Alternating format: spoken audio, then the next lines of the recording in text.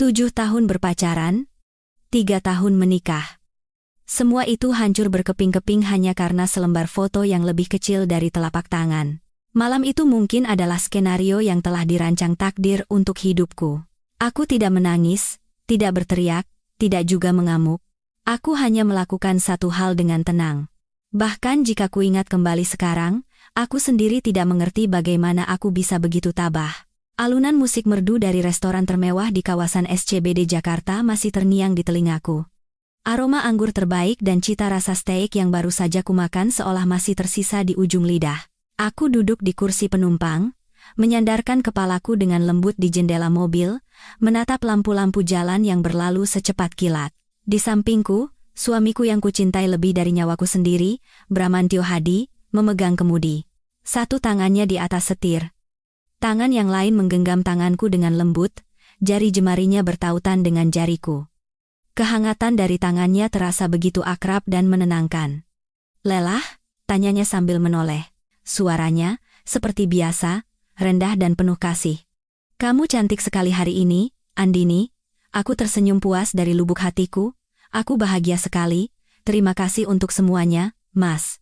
Ini benar-benar perayaan ulang tahun pernikahan ketiga yang terbaik." Itu bukan kebohongan. Segalanya sempurna. Dia diam-diam memesan restoran favoritku dan menyiapkan sebuket mawar Ekuador merah bersama hadiah yang sangat kuinginkan. Sebuah jam tangan edisi terbatas yang pernah kusebutkan sekali saja tanpa sengaja. 3 tahun hidup sebagai istrinya. 7 tahun berada di sisinya, tak sedetik pun aku pernah menyesal. Diriku yang berusia 28 tahun, Andini Wijaya, mewarisi perusahaan farmasi ayahnya, Wijaya Pharma, dan berhasil mengembangkannya dengan gemilang, membangun karier yang sukses. Dengan suami yang berbakat dan mencintaiku dengan sepenuh hati, aku merasa diriku adalah wanita paling bahagia di dunia. Mobil tiba di parkiran basement apartemen, high-end, kami di kawasan Kuningan. Bram memutari mobil dan membukakan pintu untukku. Sebuah tindakan sopan yang tak pernah sekalipun ia lupakan. Ia mengecup keningku dengan ringan. "Naik duluan, ya. Ada telepon dari klien, aku mau bicara sebentar di mobil baru naik." "Baiklah, jangan bekerja terlalu larut." "Ya." Aku berjinjit, mengecup pipinya sekilas, lalu berjalan menuju lift. Apartemen kami berada di lantai 25, dengan pemandangan malam kota yang terhampar luas. Berkat asisten rumah tangga paruh waktu, rumah selalu tertata rapi. Aku meletakkan buket bunga di vas dan melepas sepatu hak tinggiku. Kelelahan setelah hari yang panjang mulai terasa. Saat hendak mandi, tiba-tiba aku merasa haus. Ketika melewati sofa tempat Bram biasa duduk, mataku tertuju pada dompet kulitnya yang tergeletak di atas meja. Sepertinya ia lupa membawanya karena terburu-buru menerima telepon. Aku mengambil dompetnya, bermaksud menyimpannya di laci. Dompet ini pun adalah hadiahku untuk ulang tahunnya tahun lalu. Tiba-tiba sebuah pikiran melintas di benakku. Pernahkah aku sekali saja melihat apa isi dompet suamiku? Tidak pernah sekalipun. Aku benar-benar mempercayainya. Menurutku, menghargai privasi masing-masing adalah hal yang esensial dalam pernikahan. Namun, entah mengapa hari ini rasa penasaran yang kekanak-kanakan muncul. Mungkin karena sedikit pengaruh anggur? Atau firasat seorang wanita? Aku tertawa kecil menertawakan pikiranku sendiri. Isi dompetnya sudah pasti bisa ditebak. Uang, kartu kredit, kartu identitas, dan mungkin selembar pas fotoku. Aku duduk di sofa dan perlahan membuka dompet itu. Seperti dugaanku, di slot pertama, ada beberapa kartu kredit platinum. Di slot berikutnya, ada tumpukan uang tunai. Aku beralih ke bagian dokumen, KTP, SIM, dan kartu identitas karyawan Wijaya Pharma. Dan pada saat itu, jantungku serasa berhenti berdetak. Di belakang SIM, tersembunyi sangat dalam, ada selembar foto kecil, tapi itu bukan fotoku. Seluruh tubuhku seakan membeku. Foto Polaroid yang dicetak instan itu memiliki warna retro yang khas.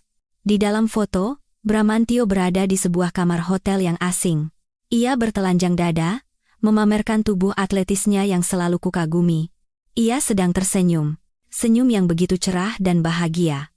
Dan di pelukannya, seorang wanita menyandarkan kepalanya di dada telanjangnya. Wanita itu juga tersenyum. Senyum licik yang penuh rasa memiliki. Ia mengenakan gaun tidur tipis, dan rambut panjangnya tergerai di atas bahu suamiku. Dan wajah itu, wajah yang tak mungkin salah ku kenali. Sahabat terbaikku, Rania Putri. Segala sesuatu di sekitarku terasa hancur berkeping-keping. Suara musik yang samar-samar mengalun di ruang tamu tak lagi terdengar. Semua di depan mataku menjadi kabur, dan hanya senyum kedua orang itu yang menusuk jantungku bagai belati. Rania Putri, sahabat yang menemaniku melewati masa-masa sulit di universitas. Orang yang begitu kupercaya hingga aku sendiri yang merekrutnya menjadi kepala tim riset dan pengembangan di perusahaan kami. Satu-satunya orang tempatku berbagi segala suka dan duka, bahkan rahasia paling pribadi antara aku dan suamiku. Rasa sakit yang hebat menghantam dadaku, dan rasa mual naik hingga ke tenggorokan. Aku membekap mulutku dengan kedua tangan, berusaha keras agar isak tangis tidak keluar. Kenapa? Kenapa harus mereka berdua? Suami yang paling kucintai dan sahabat yang paling kupercaya? Sejak kapan mereka bersama? Apa yang mereka lakukan di belakangku? Perjalanan dinas Bram yang sering? Alasan Rania yang bilang sibuk kerja sehingga tidak bisa bermain bersamaku. Semua kepingan yang berserakan itu tiba-tiba menyatu, membentuk sebuah gambar pengkhianatan yang menjijikkan dan mengerikan.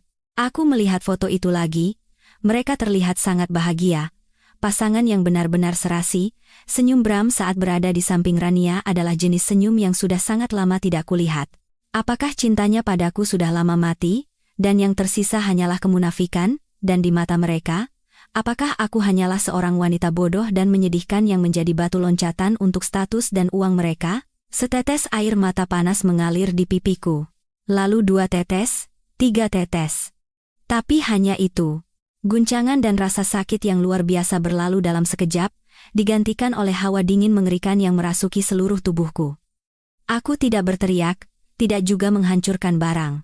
Aku hanya duduk di sana, diam menatap foto itu. Sangat lama, sangat teliti. Seolah-olah aku ingin mengukir wajah asli kedua orang itu hingga ke tulang sumsumku. Aku tidak menangis lagi. Saat ini, air mata adalah hal yang paling mewah dan tidak berguna. Dengan tenang, aku mengeluarkan ponselku dan memotret foto itu dari berbagai sudut, memastikan hasilnya sejernih mungkin. Kemudian, aku dengan hati-hati memasukkan kembali foto itu ke tempatnya semula dan meletakkan dompet itu kembali di atas meja, di posisi yang sama persis. Tanpa kesalahan sedikit pun, aku bangkit, masuk ke kamar mandi, dan mengisi bak mandi dengan air dingin. Lalu aku merendam tubuhku di dalamnya. Hawa dingin yang menusuk tulang secara aneh membuat kepalaku menjadi jernih. Mengamuk, membuat keributan, paling-paling yang kudapat hanyalah permintaan maaf palsu dan janji-janji kosong. Dan mereka akan melanjutkan pertemuan mereka dengan lebih hati-hati, lebih rahasia. Tidak, Andini Wijaya ini tidak akan melakukan hal bodoh seperti itu. Aku tidak akan memberi mereka kesempatan untuk menyangkal, tidak juga kesempatan untuk bersiap-siap. Jika mereka menjadikanku orang bodoh, maka akan kutunjukkan dengan jelas betapa menakutkannya orang bodoh itu saat ia marah. Aku keluar dari bak mandi dan mengeringkan tubuhku, aku menatap cermin. Wanita di cermin itu matanya memerah, tetapi tatapannya sedingin dan setajam mata pisau. Aku tidak akan langsung bercerai. Aku tidak akan membiarkan mereka mencapai tujuan mereka semudah itu. Aku akan membuat mereka membayar. Dengan harga yang sangat mahal. Harga yang tak akan pernah bisa mereka lupakan seumur hidup. Aku kembali ke ruang tamu dan mengambil kunci mobilku. Waktu sudah menunjukkan hampir pukul 1 dini hari, tetapi di luar masih ada tempat yang buka, sebuah percetakan digital yang beroperasi 24 jam. Besok pagi, saat fajar menyingsing dan Bramantio serta Rania masih memimpikan masa depan indah yang mereka raih dengan tipu daya, mereka akan menerima sebuah hadiah kejutan. Besok pagi, Wijaya Pharma akan diguyur hujan deras yang tak terduga. Bukan hujan air, melainkan hujan yang terbuat dari kebenaran yang paling kejam dan memalukan. Ceritaku baru saja dimulai. Mobilku melesat membelah kegelapan malam. Meninggalkan apartemen mewah yang pernah kuanggap sebagai surga. Kota di tengah malam begitu lengang, dan cahaya lampu jalan menodai jendela mobil, memudar seperti bekas air mata yang belum kering. Tapi aku tidak menangis. Hatiku sudah mendingin, membeku seperti es. Di dalam kepalaku, hanya ada satu tujuan yang terpatri dengan jelas dan dingin. Percetakan digital itu terletak di sebuah gang kecil, lampunya menyala 24 jam. Begitu masuk, aroma tinta dan suara mesin yang berputar mengisi ruangan dengan hampa. Melihat seorang wanita berpakaian rapi muncul mendekati pukul 2 dini hari, karyawan muda yang tadinya mengantuk itu tampak sedikit terkejut. "Ada yang bisa saya bantu cetak, Bu?" Tanpa banyak bicara, aku menyerahkan ponselku padanya. Foto yang telah kuambil terpampang jelas di layar.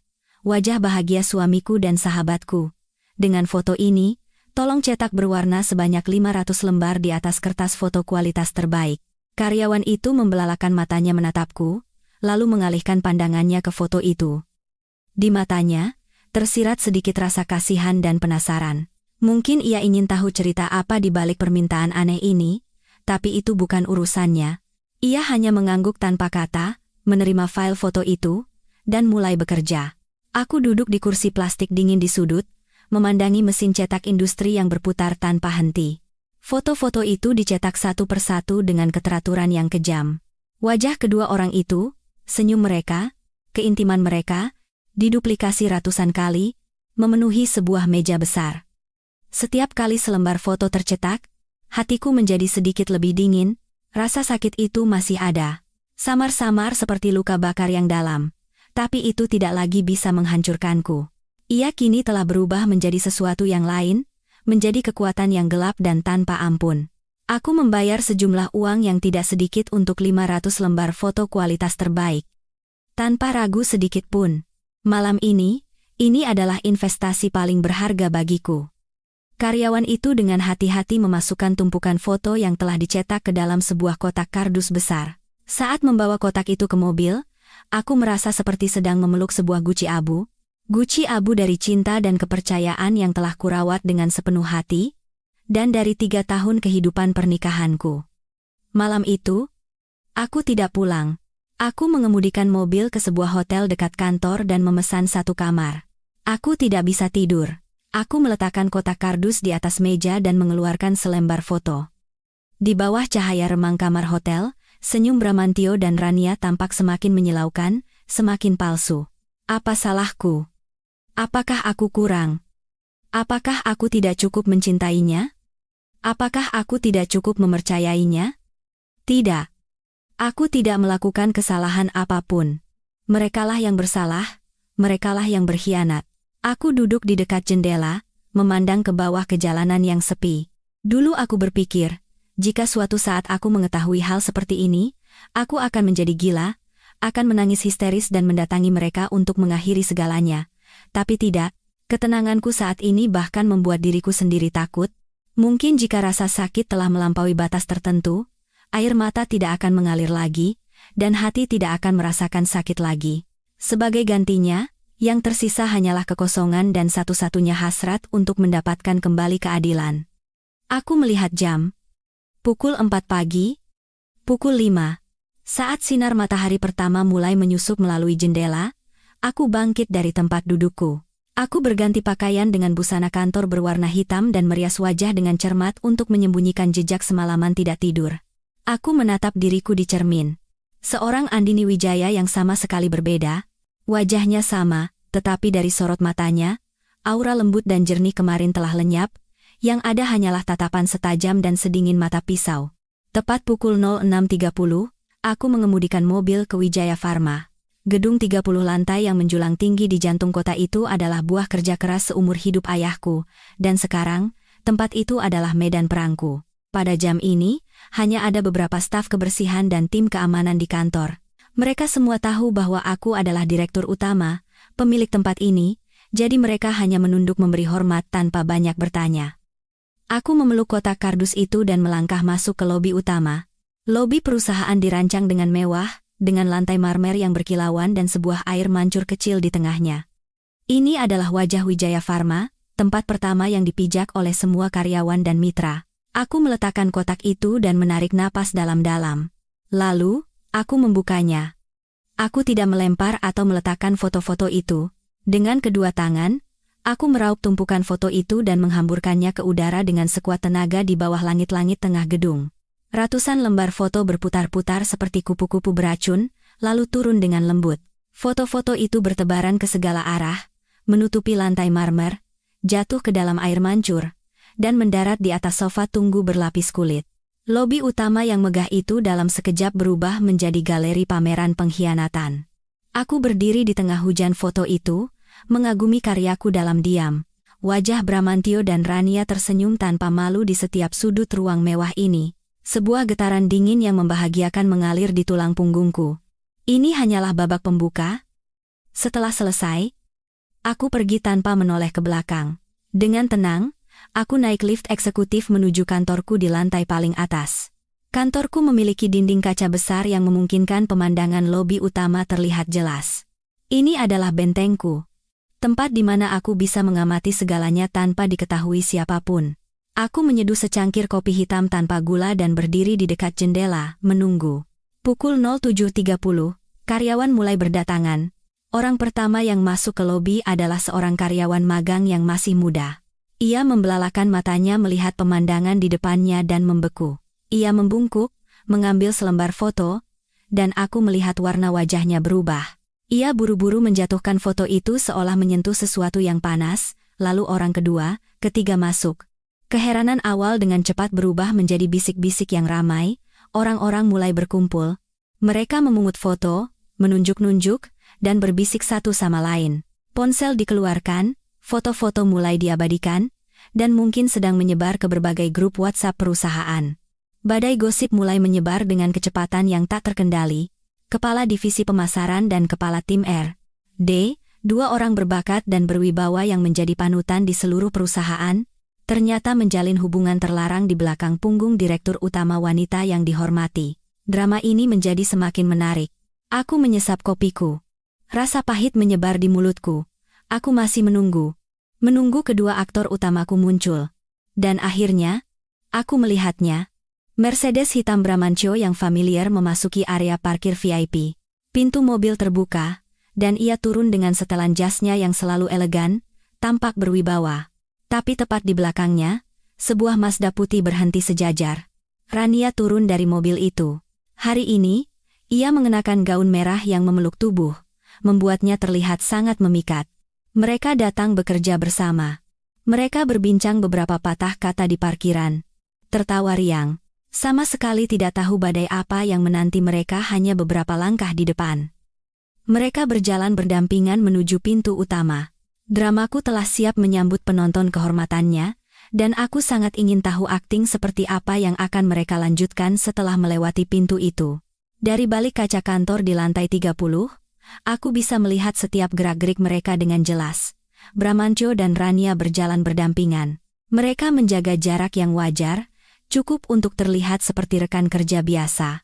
Tetapi sesekali, tatapan yang mereka lontarkan satu sama lain mengandung arus penuh makna yang hanya dimiliki oleh mereka yang mabuk cinta rahasia. Mereka masih tersenyum, senyum puas dari orang-orang yang merasa telah menggenggam segalanya. Cinta dan karier. Karier mereka yang dibangun di atas kepercayaanku. Saat pintu kaca otomatis lobi utama terbuka ke samping, senyum yang tergantung di bibir mereka seketika membeku. Aku melihat Bramantio berhenti sejenak. Matanya membesar, dan pandangannya dengan cepat menyapu seluruh lobi. Keheranan segera berubah menjadi kepanikan, lalu kebingungan yang luar biasa. Wajah Rania memerah, lalu menjadi pucat pasi. Ia secara refleks mundur selangkah, menutup mulut dengan tangannya, dan matanya bergerak gelisah seolah mencari jalan keluar. Bisik-bisik karyawan seketika terhenti. Sekarang semua mata tertuju pada kedua protagonis yang baru saja muncul. Udara terasa berat dan menyesakan. Aku bisa membayangkan jantung mereka saat ini berdebar kencang di dalam dada. Kepercayaan diri dan wibawa mereka yang biasa hilang entah kemana. Yang tersisa hanyalah rasa malu dan aib karena ditelanjangi di depan ratusan pasang mata. Bramantio yang pertama kali sadar. Benar-benar, kepala divisi pemasaran. Kemampuan manajemen krisisnya sangat cepat. Ia tidak lari atau berteriak. Sebaliknya, ia berlari ke depan dan mulai memunguti foto-foto yang berserakan di lantai dengan panik. Ia memunguti foto-foto itu seperti orang gila, menumpuknya di pelukannya, seolah-olah dengan begitu ia bisa menyembunyikan kebenaran. Rania, yang tadinya membeku selama beberapa detik, akhirnya menyadari situasi dan buru-buru membantunya. Dua petinggi perusahaan itu kini membungkuk di tengah lobi, disaksikan oleh seluruh karyawan, memunguti kepingan-kepingan bukti yang membuktikan dosa mereka. Pemandangan yang sungguh ironis dan menyedihkan. Siapa? Siapa yang melakukan ini? Terdengar suara geraman Bramantio. Suaranya tidak lagi rendah, melainkan serak karena marah dan takut. Tidak ada yang menjawab. Orang-orang hanya menonton. Beberapa menoleh karena malu, beberapa lainnya dengan puas mengeluarkan ponsel mereka, berpura-pura menekan sesuatu sambil diam-diam merekam video. Aku tahu dalam beberapa menit, drama hebat ini akan menyebar melalui papan buletin internal dan aplikasi pesan. Mereka tidak bisa memungut semua foto. Foto-foto itu ada di mana-mana, beberapa bahkan mengapung di dalam air mancur. Rania sepertinya tidak tahan lagi. Ia terduduk di lantai, menutupi wajahnya dengan kedua tangan dan mulai menangis sesenggukan. Air mata yang terlambat dan palsu. Bramantio menatapnya, lalu menatap kerumunan di sekelilingnya. Sorot matanya menunjukkan tekad, ia menarik Rania dengan kasar, membisikkan sesuatu di telinganya. Mungkin sedang menginstruksikan bagaimana melanjutkan akting mereka selanjutnya.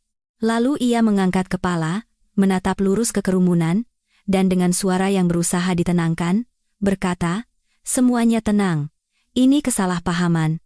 Ada yang mencoba memfitnah kami dan mencemarkan nama baik perusahaan. Semua orang segera kembali ke posisi kerja masing-masing. Dilarang membicarakan atau menyebarkan foto ini. Pelanggaran akan dikenakan sanksi disipliner yang berat." Kata-katanya masih memiliki bobot. Karyawan, meskipun tidak berhenti menatap penasaran dan berbisik, mulai bubar satu persatu. Saat itulah, aku memutuskan bahwa inilah saatnya aku muncul.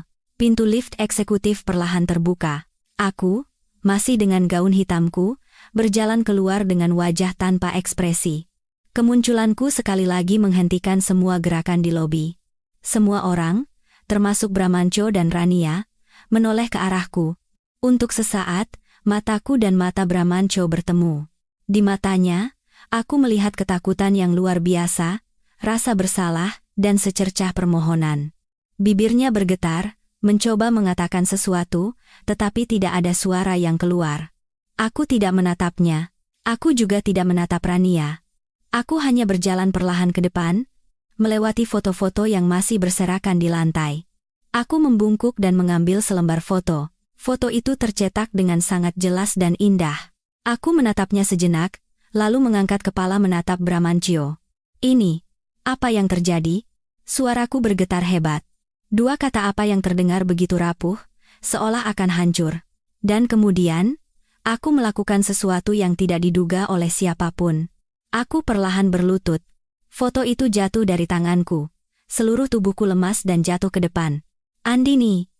Jeritan putus asa Bramantio bergema. Ia berlari dan berhasil menopangku tepat sebelum aku jatuh ke lantai marmer yang dingin. Ia memelukku. Dengan wajah panik yang sesungguhnya, memanggil namaku dan mengguncang tubuhku. "Andini! Sadarlah! Jangan membuatku takut." Aku memejamkan mata erat-erat, melemaskan seluruh kekuatanku dalam pelukannya. Dramaku telah resmi dimulai, dengan peran seorang istri yang patah hati, pingsan karena syok setelah menghadapi kebenaran yang mengerikan. Kerumunan kembali berbisik. Kali ini, teriakan khawatir. "Bu Dirut pingsan. Cepat panggil ambulans." Bramantio mengangkatku. Kekuatan dari rasa takut membuatnya bergerak cepat. Ia tidak memanggil ambulans. Ia tahu jika ambulans datang, masalah akan semakin besar. Ia menggendongku dan berlari menuju lift eksekutif, berteriak pada kerumunan, semua menyingkir. "Saya akan membawa Bu Dirut ke ruang istirahat." Rania membeku di tempatnya, menatap kami. Wajahnya pucat pasi karena rasa bersalah dan ketakutan. Mungkin di lubuk hatinya yang paling dalam, masih ada sisa-sisa perasaan sebagai sahabat untukku. Atau mungkin itu hanya karena ketakutan akan masa depannya sendiri. Dalam pelukan Bramantio, aku merasakan detak jantungnya yang berdebar kencang. Aku sedikit membuka mata dan melihat wajahnya yang sangat dekat. Wajah yang berkerut karena khawatir. Apakah ia mengkhawatirkanku? Atau mengkhawatirkan kariernya? Di dalam lift, ia terus memanggil namaku, menepuk-nepuk pipiku dengan lembut. "Andini, sadarlah. Kumohon, ini tidak seperti yang kamu pikirkan." Aku tetap memejamkan mata. Aku ingin melihat bagaimana ia akan melanjutkan dramanya saat kami hanya berdua. Di lantai 30, pintu lift terbuka. Ia menggendongku melewati koridor, membuka pintu kantorku dengan lebar, dan dengan lembut membaringkanku di sofa panjang. Aku tahu bahwa babak interogasi sesungguhnya, drama di dalam drama, akan segera dimulai, dan aku siap untuk menampilkan akting terbaik dalam hidupku. Aku merasakan sentuhan lembut sofa yang familiar saat tubuhku dibaringkan. Aroma kulit mahal dan aroma minyak esensial serai yang samar-samar menyebar di udara, hal-hal yang kupilih sendiri untuk menciptakan ruang kerja yang nyaman, tetapi sekarang terasa begitu menyesakan.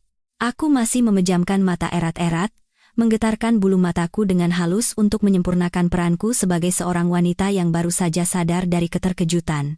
Terdengar langkah kaki Bramantyo yang sibuk dan suara gelas yang beradu. Sesaat kemudian, handuk basah yang sejuk diletakkan dengan lembut di keningku.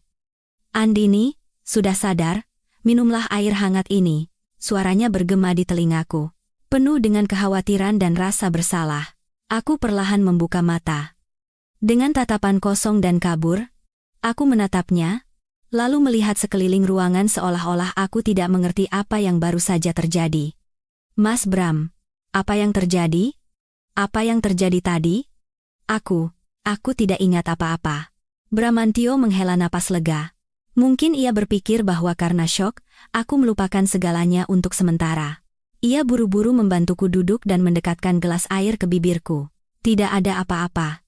Kamu hanya pingsan karena tekanan darah rendah. Akhir-akhir ini kamu terlalu memaksakan diri."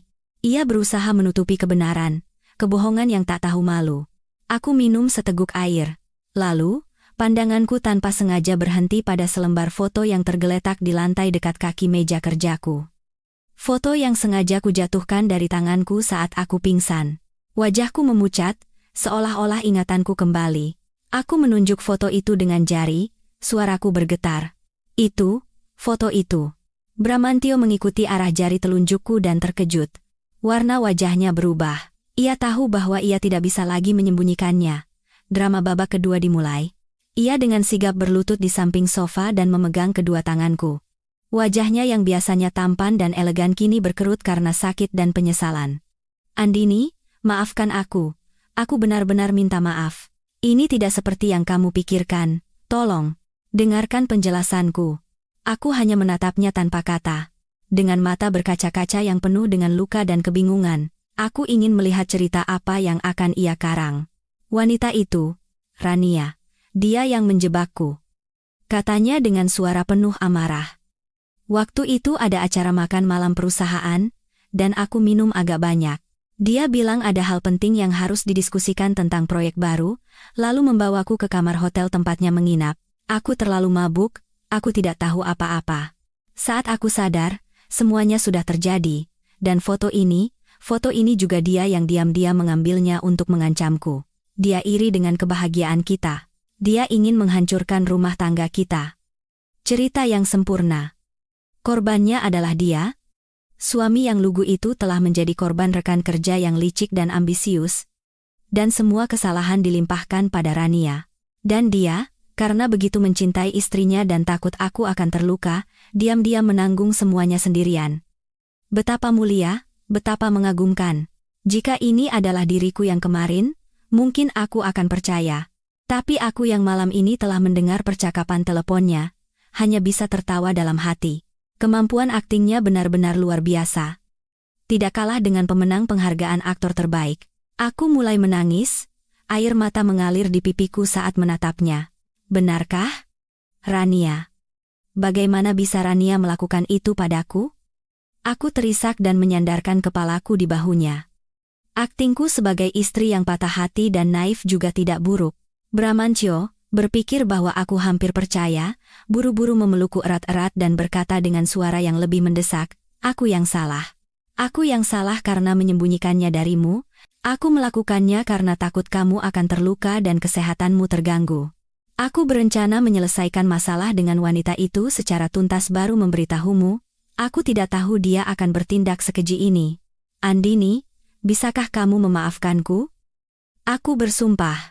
Aku hanya mencintaimu. Seumur hidupku, hanya kamu satu-satunya." Ia membisikkan kata-kata sumpah manis yang bisa membuat hati wanita manapun luluh. Aku masih menangis dengan bahu bergetar di pelukannya, tetapi tidak ada yang melihat betapa dinginnya tatapan mataku di balik kepalaku yang menunduk. Ada beberapa celah dalam kebohongannya. Jika Rania mengancamnya dengan foto itu, mengapa ia menyimpannya dengan begitu berharga di dalam dompetnya? Bukankah seharusnya ia segera menghancurkannya?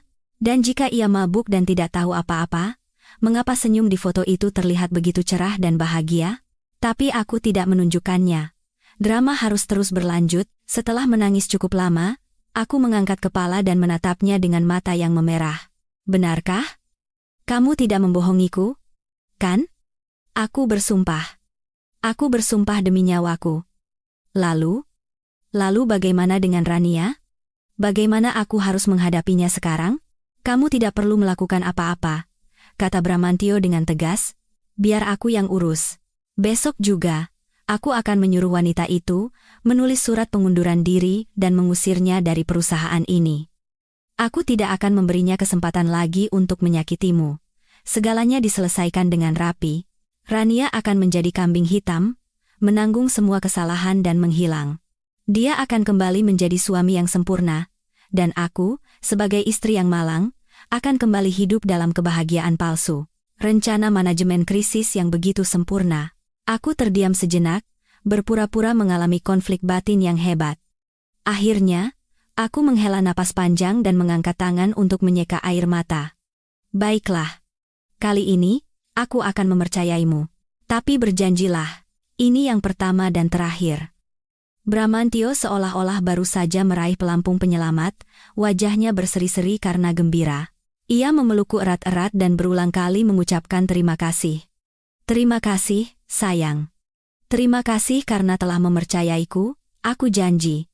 Tidak akan ada lagi hal seperti ini. Aku diam saja saat ia memelukku. Tetapi di dalam hatiku hanya ada hawa dingin yang menusuk. Drama untuk sementara berakhir. Ia berpikir telah berhasil menenangkanku. Telah memadamkan api. Ia tidak tahu bahwa aku hanya memadamkan api itu di permukaan, membiarkannya diam-diam membara jauh di dalam tanah. Menunggu hari ketika ia akan meletus menjadi gunung berapi dan membakar habis semua kemunafikannya. Keluarlah, lihat bagaimana situasinya.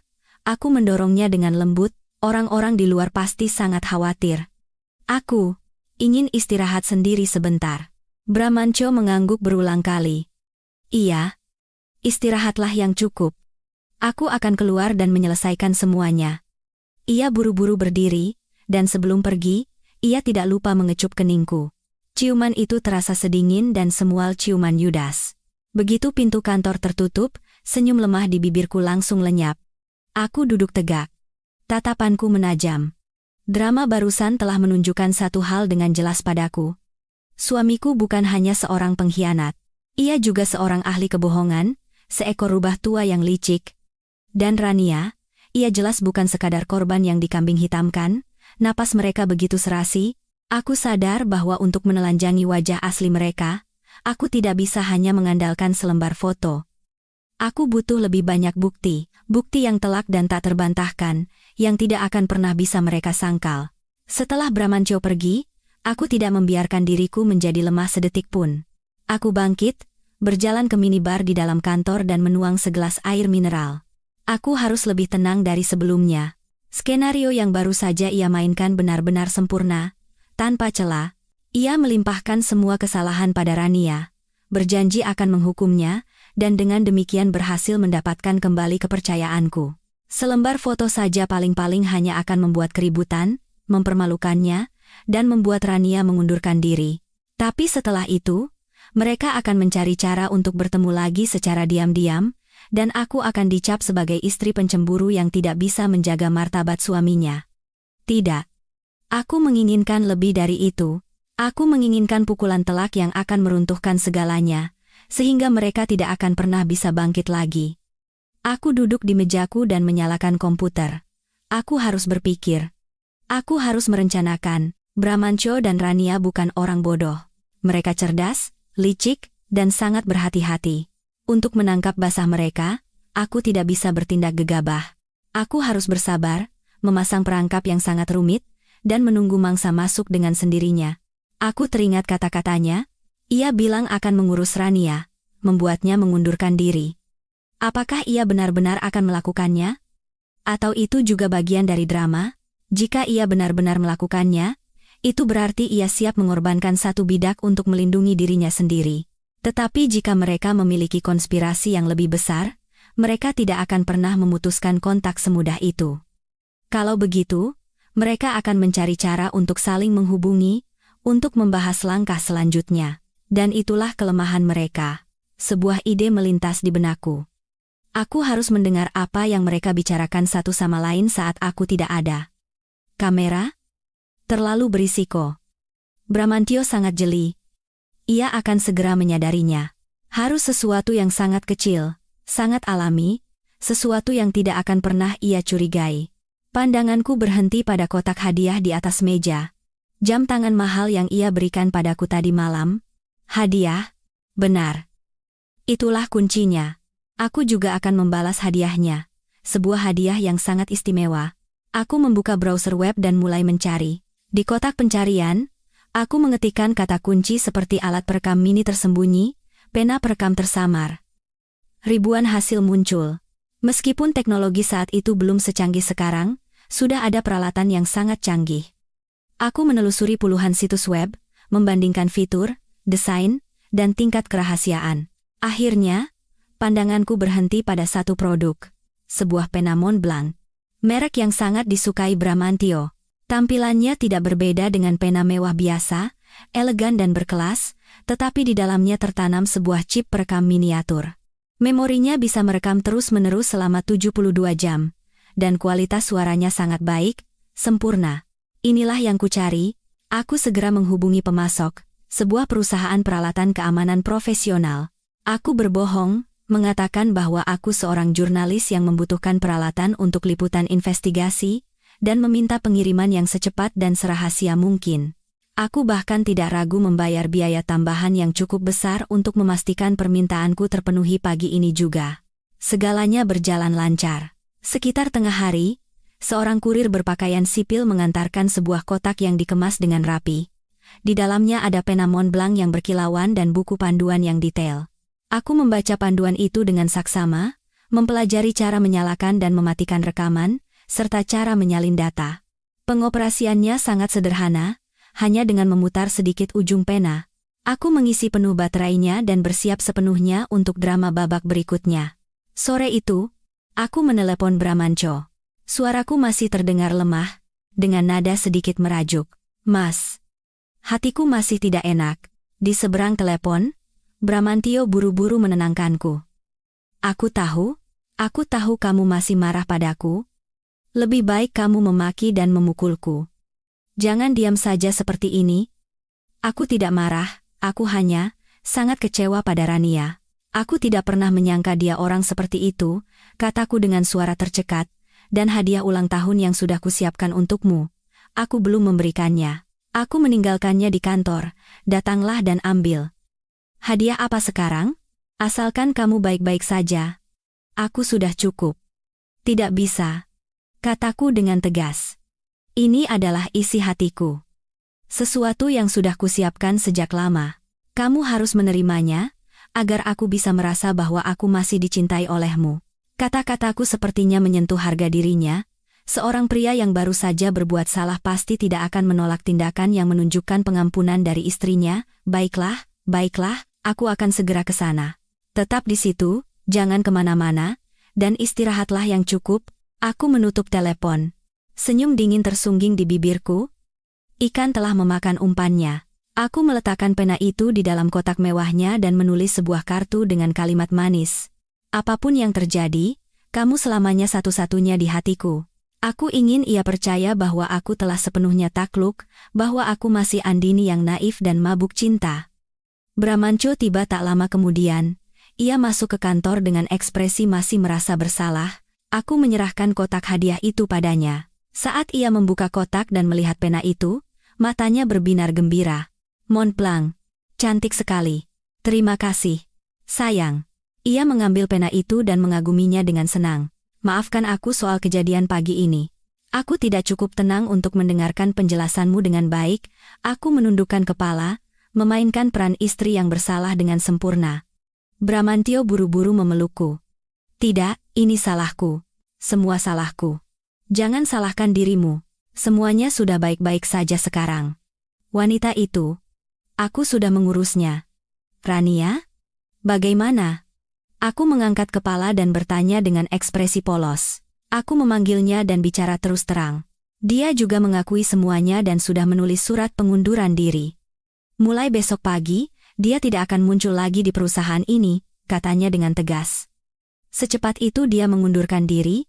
Secara intuitif, aku merasa ada yang aneh, tetapi aku tidak bertanya lebih jauh dan hanya bersandar di bahunya. Syukurlah kalau begitu. Aku tidak ingin melihat wajahnya lagi. Iya, jangan khawatir. Tidak akan ada lagi orang yang bisa masuk di antara kita. Ia memelukku lebih erat. Malam itu, Bramantio menemaniku di kantor, bekerja hingga larut. Ia sangat manis, merawatku dengan penuh perhatian. Pena Montblanc baru itu terselip dengan gagah di saku jasnya. Sesekali ia mengeluarkannya, mengaguminya, dan mencoba menulis beberapa kata. Ia sama sekali tidak tahu bahwa mata ketigaku diam-diam merekam segalanya, menunggu saat di mana ia dan komplotannya akan menunjukkan wajah asli mereka. Aku tahu drama mereka belum berakhir, dan pena ini akan menjadi tiket bagiku untuk duduk di kursi penonton paling terhormat, menyaksikan drama palsu apa yang akan mereka lanjutkan di belakangku. Selama beberapa hari berikutnya, hidupku, setidaknya di permukaan, sepertinya kembali normal. Bramantio memainkan peran sebagai suami yang bertobat dengan sempurna. Ia berangkat kerja tepat waktu, pulang tepat waktu, tidak ada lagi panggilan telepon rahasia atau jamuan makan malam hingga larut malam. Ia menunjukkan lebih banyak perhatian padaku, sering membelikan hadiah kecil atau memasak makanan favoritku. Ia menampilkan drama rekonsiliasi, sebuah pernikahan yang terselamatkan setelah badai, dan aku juga memainkan peranku dengan sempurna. Aku adalah istri yang murah hati, yang sepenuhnya percaya pada pertobatan suaminya. Aku tertawa dan berbicara dengan gembira, menonton film dan makan malam bersamanya. Aku tidak lagi mengungkit masa lalu, tidak juga menunjukkan tanda-tanda kecurigaan. Rumah kami kembali dipenuhi suara tawa yang palsu dan mengerikan. Mengenai Rania, seperti yang dikatakan Bramantio, ia menghilang. Pagi hari setelah keributan foto, mejanya sudah bersih. Tim HR mengumumkan bahwa ia tiba-tiba mengundurkan diri karena alasan pribadi. Orang-orang di kantor masih berbisik, tetapi tidak ada yang berani berbicara secara terbuka. Mereka hanya menatapku dengan campuran rasa kasihan dan sedikit kekaguman. Mereka berpikir bahwa aku, sebagai direktur utama wanita, telah dengan cepat menyingkirkan pihak ketiga. Mereka tidak tahu bahwa aku hanyalah penonton yang tak berdaya. Tapi aku tidak percaya segalanya sesederhana itu. Seseorang yang cerdas dan ambisius seperti Rania tidak akan begitu mudah melepaskan posisi kepala tim yang ia raih dengan susah payah hanya karena sebuah skandal asmara. Dan Bramantio, jika ia benar-benar ingin memutuskan hubungan, ia bisa saja langsung memecatnya, bukan membiarkannya mengundurkan diri secara sukarela. Pengunduran diri yang tenang ini lebih terlihat seperti sebuah langkah mundur yang diperhitungkan daripada hukuman. Pena Montblanc itu setiap hari terselip dengan gagah di saku jas Bramantio.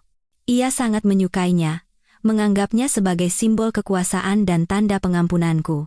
Ia sama sekali tidak tahu bahwa pena itu, seperti mata-mata yang setia, diam-diam merekam setiap percakapan dan suaranya. Aku menunggu dengan sabar selama 3 hari. Aku tahu jika aku mengambil kembali pena itu terlalu cepat, itu akan menimbulkan kecurigaan. Aku harus menunggu saat yang sangat tepat. Dan pada malam hari ketiga, kesempatan itu datang. Bramantio mengatakan ia ada janji di klub golf dengan seorang klien penting. Ia pulang, mandi, berganti pakaian olahraga, lalu bergegas pergi. Tetapi karena terburu-buru, ia meninggalkan jasnya, yang masih memiliki pena di sakunya, tergeletak di sofa. Aku menunggu sampai suara mobilnya benar-benar hilang, lalu bergegas menghampirinya. Jantungku berdebar kencang. Dengan tangan gemetar, aku mengeluarkan pena itu dan menghubungkannya ke laptopku melalui kabel khusus. Sebuah folder audio muncul, berisi puluhan file rekaman yang dinamai berdasarkan tanggal dan waktu. Aku memasang headphone, menarik napas dalam-dalam, dan mengklik file pertama yang direkam tepat setelah aku memberinya pena itu. Awalnya, hanya terdengar suara-suara kecil seperti kertas berdesir dan ketukan keyboard. Lalu, terdengar suara pintu kantornya terbuka. "Boleh masuk?" Itu suara Bramantyo. Pintunya tidak ditutup, khawatir orang lain tidak tahu. Suara wanita yang familiar, yang menusuk tajam ke jantungku. Itu Rania. Ia belum mengundurkan diri. Ia masih diam-diam bertemu dengan suamiku di kantor. "Tenang saja, jam segini tidak ada yang berani naik ke lantai 30. Suara Bramantyo terdengar sedikit kesal. "Sudah cukup. Kamu tidak tahu betapa susahnya aku menenangkan wanita itu? Wanita itu, begitulah ia memanggilku. Aku yang membuat keributan?" Suara Rania menajam. "Mas Bram. Enak sekali bicaranya. Lalu siapa yang ceroboh menyimpan foto itu di dompet? Kamu tahu betapa malunya aku karena ini? Sekarang seluruh kantor menganggapku sebagai pelakor. Bagaimana aku bisa bekerja dengan muka tegak? Sudah kubilang istirahat saja di rumah untuk sementara. Kalau sudah reda, aku akan mencari cara agar kamu bisa kembali ke kantor. Posisi kepala tim yang kamu pegang, siapa lagi yang bisa menggantikannya selain kamu? Sementara itu sampai kapan? Sebulan? 2 bulan? Atau seumur hidup? Jangan bicara omong kosong," teriak Bramantyo. "Rencana besar kita hampir berhasil. Masa kamu mau menyerah hanya karena masalah sepele ini? Kamu lupa apa tujuan kita? Seluruh Wijaya Pharma ini. Seluruh Wijaya Pharma." Telingaku berdengung. Jadi foto itu bukan sekadar bukti perselingkuhan. Itu adalah sesuatu yang secara tidak sengaja mengungkap konspirasi yang jauh lebih besar. Mereka tidak hanya berniat menipuku secara emosional. Mereka juga berniat merebut perusahaan warisan kerja keras seumur hidup ayahku. Dengan tangan gemetar, aku terus mendengarkan file itu. Tentu saja aku ingat, suara Rania melembut, sepertinya terbujuk. "Tapi istrimu, dia tidak sebodoh yang kamu kira. Aku takut dia sudah mulai curiga." "Curiga apanya?" Bramantyo tertawa sinis, penuh dengan kepercayaan diri dan penghinaan. "Kamu tidak tahu betapa cintanya wanita itu padaku. Cukup aku merendahkan diri sedikit, membujuknya, dan meneteskan beberapa tetes air mata buaya, dia akan langsung luluh lagi. Dia wanita yang buta karena cinta padaku, yang bisa menyerahkan seluruh hartanya padaku tanpa sedikit pun keraguan.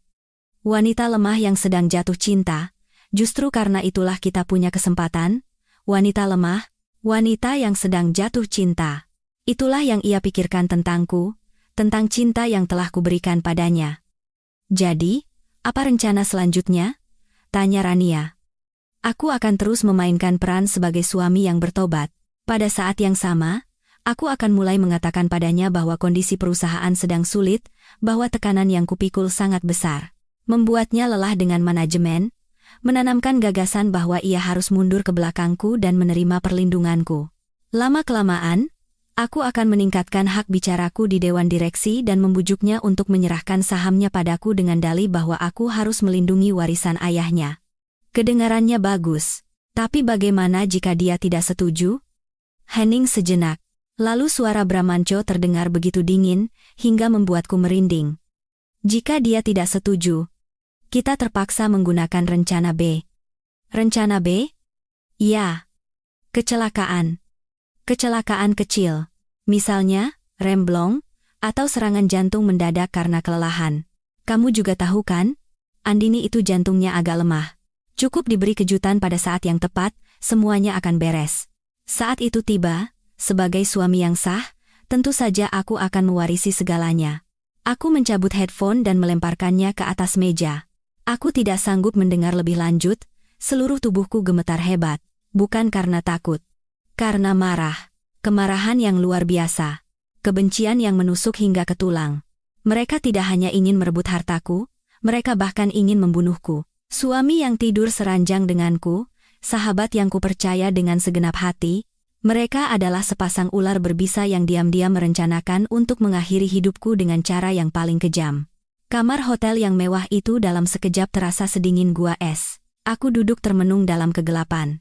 "Tentu saja aku akan mewarisi segalanya," kata-kata Bramantyo terus terngiang di kepalaku. "Surat wasiat, benar. Surat wasiatku. Jika aku meninggal tanpa surat wasiat, maka dialah, sebagai suamiku, yang akan menjadi ahli waris yang sah. Dan aku yakin dia dan Rania pasti sudah memikirkan hal ini. Mungkin mereka hanya menunggu kesempatan. Menunggu aku menandatangani surat pengalihan, atau menunggu sebuah kecelakaan datang. Senyum pahit tersungging di bibirku. Bramantio, Rania, kalian benar-benar telah menghitung segalanya dengan cermat. Tapi ada satu hal yang kalian lupakan.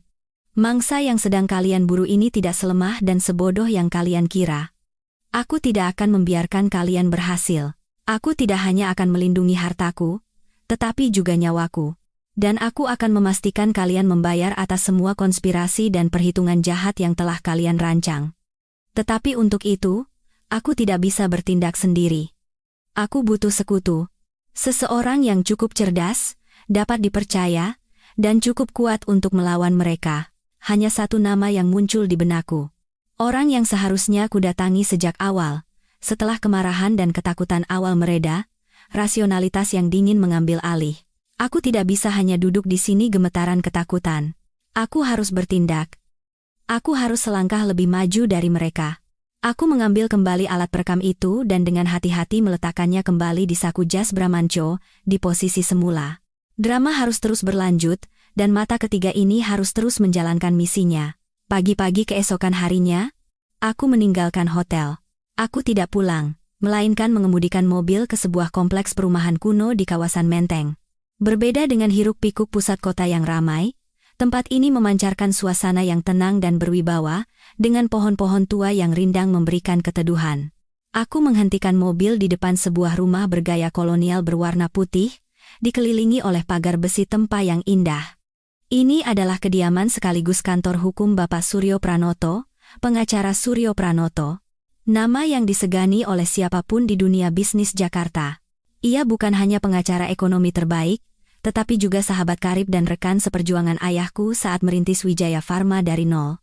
Setelah ayah meninggal, beliau pensiun dan menjadi penasihat hukum tetap perusahaan. Tapi aku tahu, baginya, Wijaya Pharma bukan sekadar klien, melainkan kerja keras seumur hidup dan warisan dari sahabatnya yang telah tiada. Saat aku menikah dengan Bramantio, Pak Suryo beberapa kali secara halus menasihatiku untuk berhati-hati. Beliau bilang tidak menyukai pemuda itu, yang terlihat terlalu sempurna dan ambisius. Tetapi aku, yang saat itu buta karena cinta, mengabaikan semua nasihatnya. Sekarang baru kusadari betapa bodohnya aku. Seorang sekretaris muda segera mengenaliku. Bu Andini. Selamat datang. Apakah Anda datang untuk bertemu Pak Suryo? Apakah sudah membuat janji? Tidak. Tapi tolong sampaikan pada beliau, ini adalah masalah yang sangat mendesak, menyangkut kelangsungan hidup Wijaya Pharma. Mendengar itu, sekretaris itu tidak menunda-nunda dan segera masuk. Beberapa detik kemudian, pintu kayu solid yang berat itu terbuka, dan Pak Suryo muncul. Beliau berusia lebih dari 60 tahun, rambutnya yang beruban disisir rapi. Wajahnya tegas, dan tatapannya masih setajam dulu. Andini, ada apa sampai kamu datang terburu-buru seperti ini? Aku masuk tanpa berkata apa-apa. Begitu pintu kantor tertutup, ketegaran yang selama ini kupaksakan seketika runtuh, aku menangis terseduh-seduh. Air mata yang bercampur dengan rasa sakit hati, amarah, dan ketakutan. Aku menyerahkan ponselku padanya, yang berisi file rekaman yang telah kubuat salinannya. Pak Suryo diam rata memakai headphone. Semakin lama ia mendengarkan file itu, wajahnya semakin mengeras. Alisnya yang tebal berkerut tajam, dan kedua tangannya yang diletakkan di atas meja mengepal erat. Setelah rekaman selesai, ia melepaskan headphone.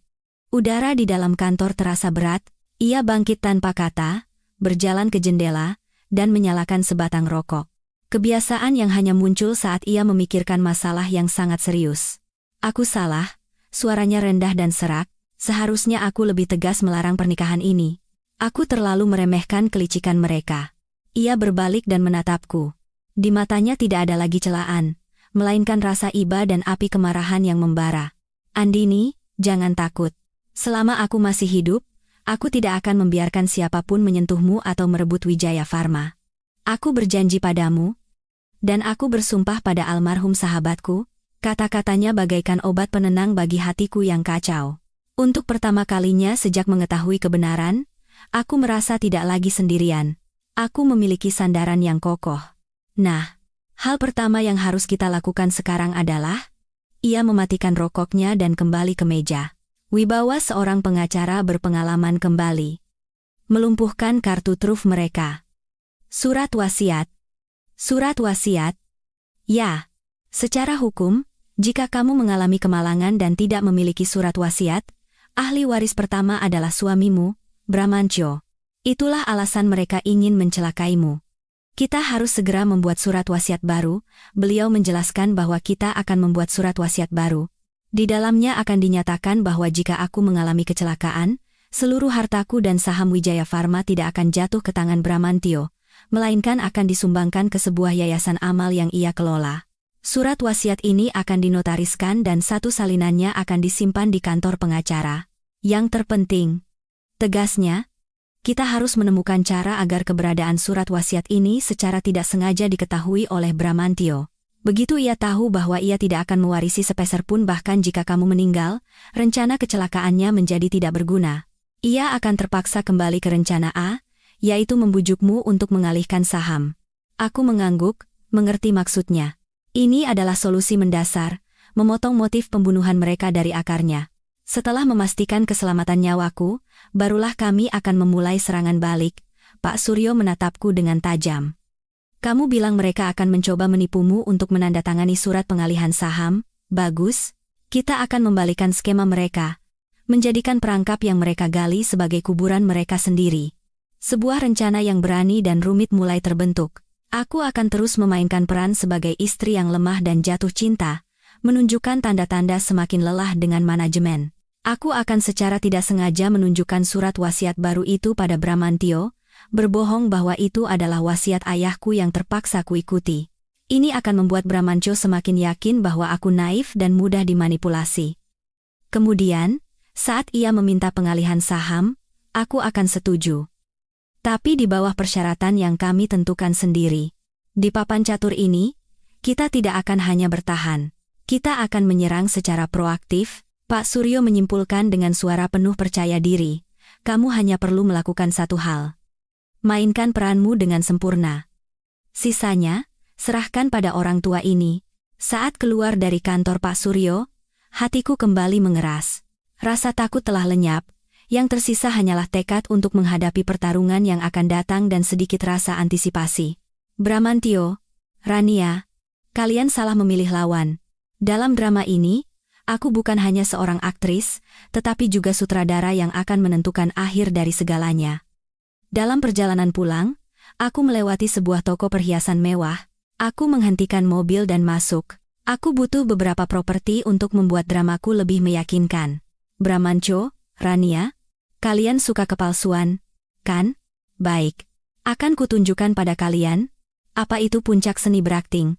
Keesokan harinya, aku kembali ke kantor dengan penampilan yang sama sekali berbeda.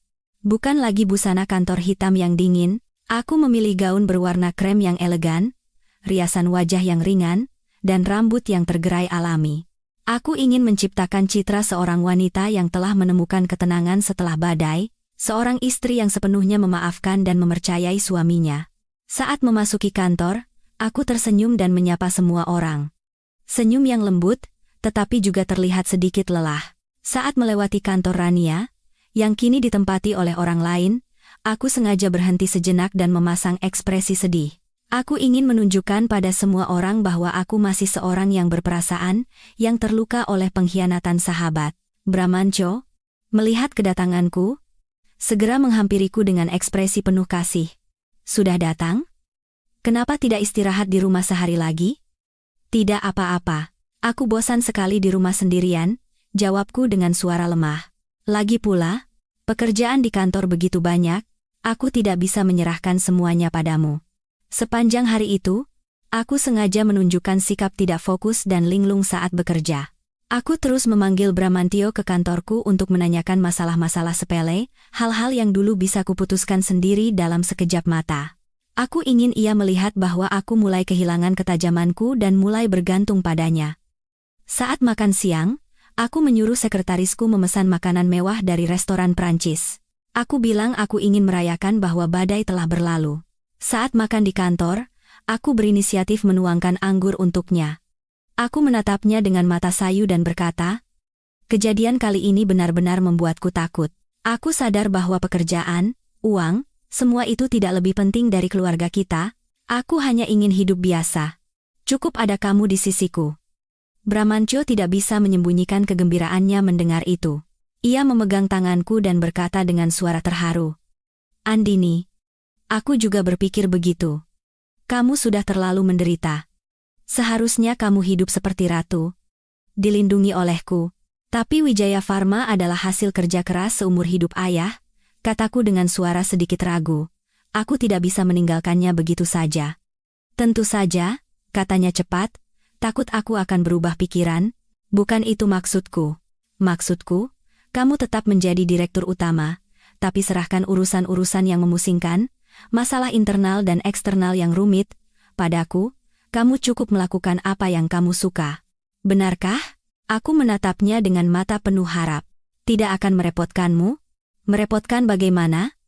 Menjaga istri adalah tanggung jawab suami? Ia tertawa. Aku tahu itu adalah senyum yang penuh perhitungan. Rencanaku mulai berhasil. Ikan yang rakus itu perlahan mendekati umpan yang harum. Beberapa hari kemudian, aku menjalankan langkah berikutnya. Saat pergi makan siang dengan klien, aku sengaja meninggalkan setumpuk dokumen di atas meja. Di dalam tumpukan itu, terselip salinan surat wasiat baru yang telah kusiapkan bersama Pak Suryo, dan beberapa dokumen terkait Yayasan Amal. Aku yakin Bramantyo, dengan sifatnya yang curiga dan penuh rasa ingin tahu, tidak akan melewatkan kesempatan untuk mengintip. Dan seperti dugaanku, saat aku kembali, tumpukan dokumen itu telah bergeser beberapa sentimeter dari posisi semula. Perubahan yang sangat kecil, tetapi cukup bagiku untuk tahu bahwa ia telah melihatnya. Malam itu, saat pulang, ia sangat manis, tetapi aku bisa merasakan kegelisahan dan kecemasan yang tersembunyi di balik tatapannya. Saat makan malam, ia bertanya dengan santai, Andini, sepertinya akhir-akhir ini kamu sering membaca buku tentang Yayasan Amal. Aku berpura-pura terkejut. Bagaimana kamu tahu? Hanya kebetulan melihat di atas mejamu. Ia buru-buru berkelit. Apakah ada rencana sesuatu? Aku menghela napas sambil mengambilkan lauk untuknya. Bukan apa-apa. Hanya saja setelah kejadian ini, aku jadi banyak berpikir. Dulu sebelum ayah meninggal, beliau berpesan, jika suatu saat nanti aku lelah dan tidak sanggup memimpin Wijaya Pharma, sebagian besar hartaku harus digunakan untuk kegiatan amal. Anggap saja sebagai cara berbakti untuk ayah. Jadi, aku sudah membuat surat wasiat sesuai dengan keinginan ayah. Kata-kataku bagaikan sember air dingin yang disiramkan ke wajah Bramantyo. Aku melihat tangannya yang memegang sumpit berhenti sejenak. Surat wasiat? Kenapa begitu tiba-tiba? Bukan apa-apa. Aku tertawa ringan. Hanya untuk berjaga-jaga. Hidup ini tidak bisa diprediksikan. Lebih baik bersiap sejak awal. Dan aku mempercayaimu. Aku tahu kamu akan selalu ada di sisiku, menjagaku. Tapi aku tidak bisa tidak menuruti wasiat ayah. Penjelasanku terdengar naif sekaligus masuk akal, sehingga ia tidak bisa curiga lebih jauh. Tapi aku tahu, di dalam hatinya saat ini pasti sedang terjadi badai. Rencana B-nya, rencana kecelakaan, telah bangkrut total. Sekarang jika terjadi sesuatu padaku, ia tidak akan mendapatkan sepeser pun. Semua harta akan mengalir ke Yayasan Amal. Ia terdiam. Wajahnya serius. Ia sedang berpikir, menghitung ulang rencananya, dan aku tahu, hanya ada satu jalan yang tersisa baginya. Mempercepat rencana A, menipuku untuk menandatangani surat pengalihan saham selagi aku masih hidup. Malam itu, aku mengambil kembali pena perekam. Isinya kali ini jauh lebih menarik. Aku mendengar ia menelepon Rania. Suaranya penuh dengan kekesalan dan ketidaksabaran. Situasinya berubah. Wanita itu membuat surat wasiat. Jika dia mati, kita tidak akan dapat apa-apa. Apa? Bagaimana bisa? Suara Rania terdengar panik. Aku tidak tahu. Katanya mengikuti wasiat ayahnya. Wanita bodoh. Masih saja percaya pada wasiat orang tua yang sudah mati. Bramantyo menggeretakkan giginya. Kita tidak bisa menunggu lebih lama lagi. Kita harus mempercepat rencana. Aku akan membuatnya muak dengan pekerjaan.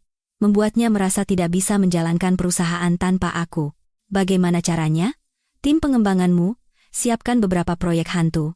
Proyek yang kedengarannya sangat menjanjikan, tapi sebenarnya hanya lubang tanpa dasar yang membakar uang. Aku akan melaporkannya pada wanita itu dan membujuknya untuk menyetujuinya. Begitu proyek-proyek itu gagal dan merugikan perusahaan, dia akan merasa tidak berdaya dan terpaksa menyerahkan wewenang padaku. Baik, itu biar aku yang urus. Bagus. Lakukan serahasia mungkin, pertarungan ini harus kita menangkan. Aku mematikan file rekaman. Senyum dingin kembali tersungging di bibirku. Proyek hantu? Bagus sekali. Jika kalian ingin menjebakku, dengan senang hati akan kukabulkan, aku sendiri yang akan berjalan masuk ke dalam perangkap itu. Tapi saat keluar nanti, yang terperangkap bukanlah aku. Aku mengeluarkan properti yang kubeli di toko perhiasan beberapa hari yang lalu. Sebuah cincin berlian dengan batu safir biru yang berkilauan. Tapi ini bukan cincin biasa. Batu safir itu sebenarnya adalah sebuah kamera miniatur yang bisa merekam video dan audio dengan kualitas tinggi. Bramantyo, Rania, aku sudah menyiapkan panggung yang sangat besar untuk kalian. Beraktinglah sepuasnya. Tunjukkan konspirasi paling kotor kalian.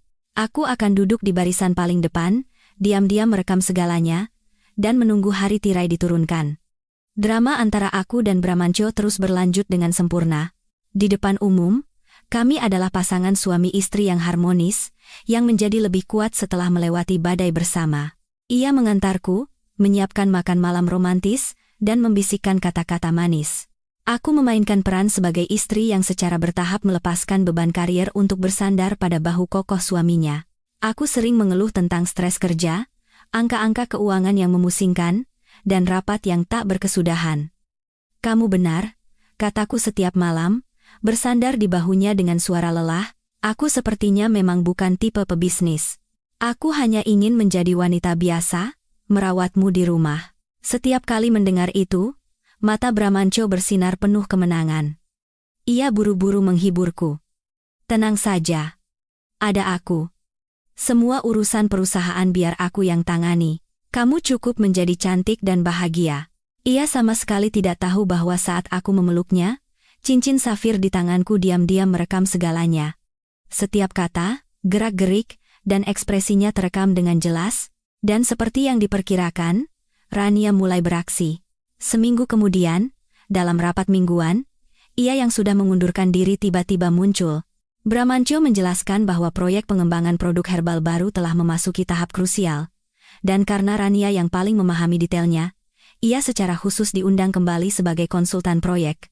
Aku duduk di kursi pimpinan, mengamati dalam diam. Beberapa kepala tim lain sedikit berbisik, tetapi di hadapan perlindungan Bramantyo dan kebungkamanku, tidak ada yang berani menentang. Aku tahu inilah saatnya mereka mulai melempar umpan.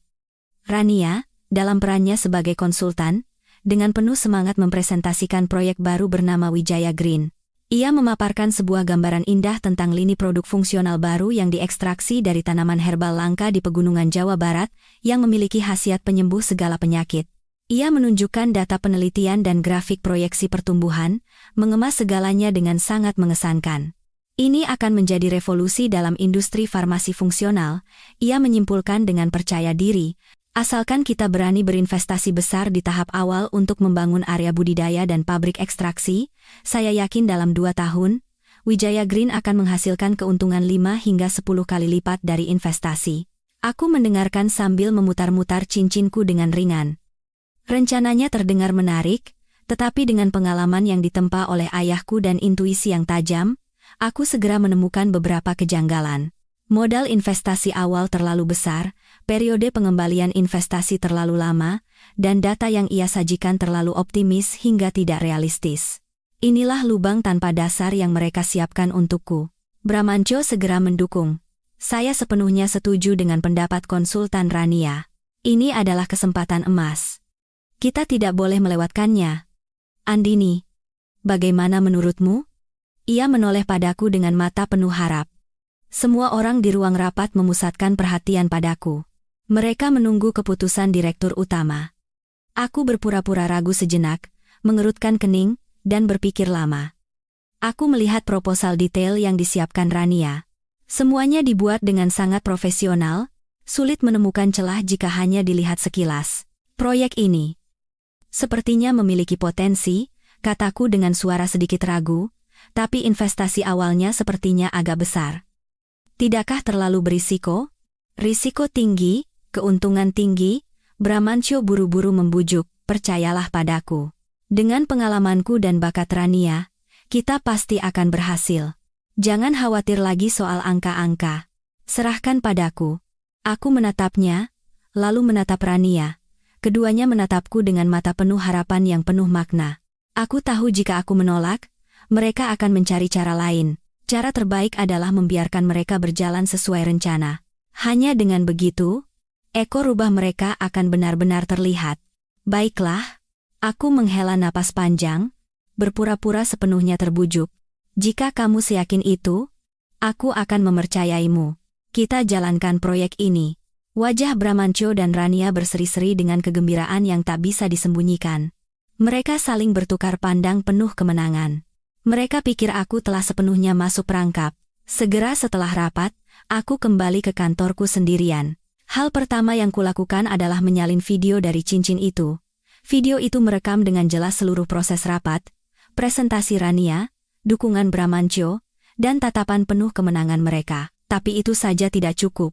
Aku butuh bukti konkret bahwa ini adalah proyek hantu. Aku menelepon Pak Suryo. Pak Suryo, saya butuh bantuan Anda. Tolong selidiki tentang tanaman herbal di Jawa Barat itu dan kelayakan proyek Wijaya Green. Saya ingin hasilnya secepat mungkin. Pak Suryo, tanpa banyak bertanya, menjawab singkat, tenang saja, serahkan padaku. Selama beberapa hari berikutnya, Bramantyo dan Rania sangat sibuk. Mereka terus mengadakan rapat dan menyerahkan banyak sekali dokumen dan kontrak terkait proyek padaku. Kontrak sewa tanah, kontrak pembelian peralatan, kontrak dengan pemasok bibit, semuanya dipalsukan dengan rapi. Aku, dalam peranku sebagai direktur utama boneka, hanya mengangguk dan menandatangani. Setiap kali aku menandatangani dengan pena, Bramantyo menatapku dengan mata lembut dan terus memujiku. Istriku yang baik, percaya saja padaku. Semuanya akan baik-baik saja. Ia sama sekali tidak tahu bahwa sebelum menandatangani dokumen apapun, aku merekam seluruh isinya dengan cincinku. Dan setiap malam, aku mengirimkan salinannya pada Pak Suryo untuk diarsipkan. Aku menyerahkan aset perusahaan pada mereka dengan tanganku sendiri, tetapi pada saat yang sama, dengan tanganku sendiri, aku mengumpulkan bukti-bukti tak terbantahkan yang akan mengirim mereka ke penjara. Seminggu kemudian, telepon dari Pak Suryo datang. Andini, hasilnya sudah keluar. Tanaman herbal yang mereka sebutkan itu memang ada. Tapi, ia berhenti sejenak. Itu adalah tanaman beracun yang tidak memiliki khasiat penyembuhan apapun. Bahkan jika dikonsumsi dalam dosis yang salah, bisa menyebabkan kematian, dan semua perusahaan mitra yang mereka ajukan adalah perusahaan cangkang yang baru didirikan beberapa minggu yang lalu. Aku menggenggam telepon dengan erat. Semuanya menjadi jelas. Ini bukan sekadar rencana pemborosan uang. Ini adalah rencana yang sangat kejam. Jika produk ini diproduksi dan diluncurkan ke pasar, akibatnya tidak terbayangkan. Itu tidak hanya akan menghancurkan keuangan Wijaya Pharma, tetapi juga meruntuhkan nama baik dan kepercayaan yang telah dibangun ayahku seumur hidup. Bahkan bisa membahayakan nyawa konsumen. Bramantyo, Rania, kalian tidak hanya serakah, tetapi juga telah kehilangan kemanusiaan kalian.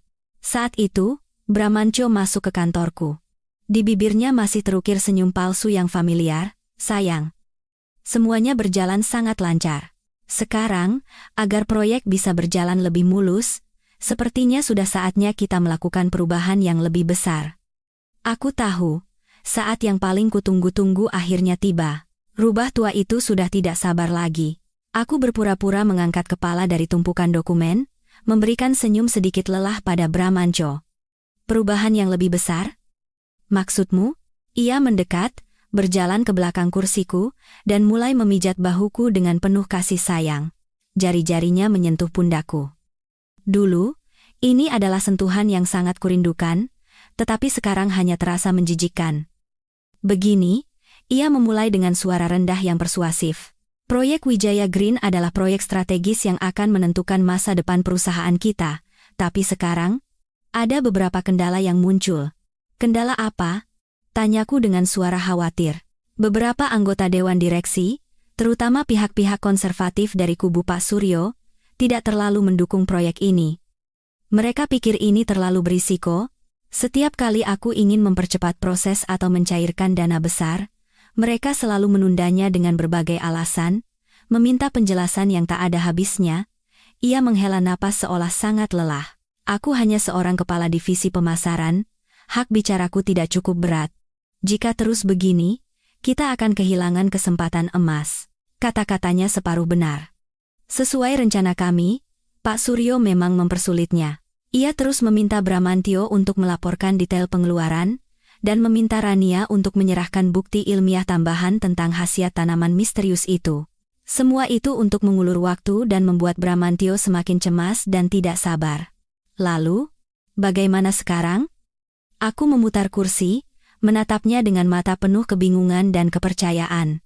Atau, haruskah aku bicara dengan mereka? Tidak perlu. Bramantyo buru-buru melambaikan tangan. Kamu sedang lelah. Aku tidak ingin menambah beban pikiranmu. Aku punya cara. Hanya saja, aku tidak tahu apakah kamu akan setuju. Ia sengaja menggantung kalimatnya, berpura-pura sangat ragu. Katakan saja. Apapun demi perusahaan, demi kerja keras ayah, akan kulakukan. Kata-kataku bagaikan stimulan. Matanya berbinar. Ia berlutut di depanku, memegang kedua tanganku, dan mulai masuk ke inti pembicaraan. Andini, agar aku bisa mengambil keputusan penuh, menyingkirkan semua gangguan, dan menjalankan proyek ini dengan secepat mungkin, aku butuh jabatan resmi. Aku butuh wewenang yang nyata. Wewenang yang nyata? Ya? Ia menatap mataku dalam-dalam. Aku ingin kamu menandatangani surat kuasa sementara, melimpahkan wewenang pengelolaan perusahaan padaku selama 6 bulan. Selama 6 bulan itu, aku akan menangani semua urusan internal dan eksternal menggantikanmu. Kamu cukup menjadi sandaran yang kokoh di sisiku. Setelah 6 bulan, saat proyek sudah berjalan, aku janji, aku akan mengembalikan semuanya padamu. Saat itu, apakah kamu ingin terus mengelola atau beristirahat sepenuhnya? Aku akan menghormati keputusanmu. Akhirnya, rubah itu menunjukkan ekornya. Pelimpahan sementara. 6 bulan, kedengarannya indah. Tapi aku tahu, begitu aku menandatangani surat itu, aku tidak akan pernah mendapatkannya kembali. 6 bulan sudah lebih dari cukup bagi dia, dan Rania untuk menguras habis perusahaan, memindahkan semua aset, dan hanya menyisakan cangkang kosong untukku. Aku terdiam, berpura-pura berpikir.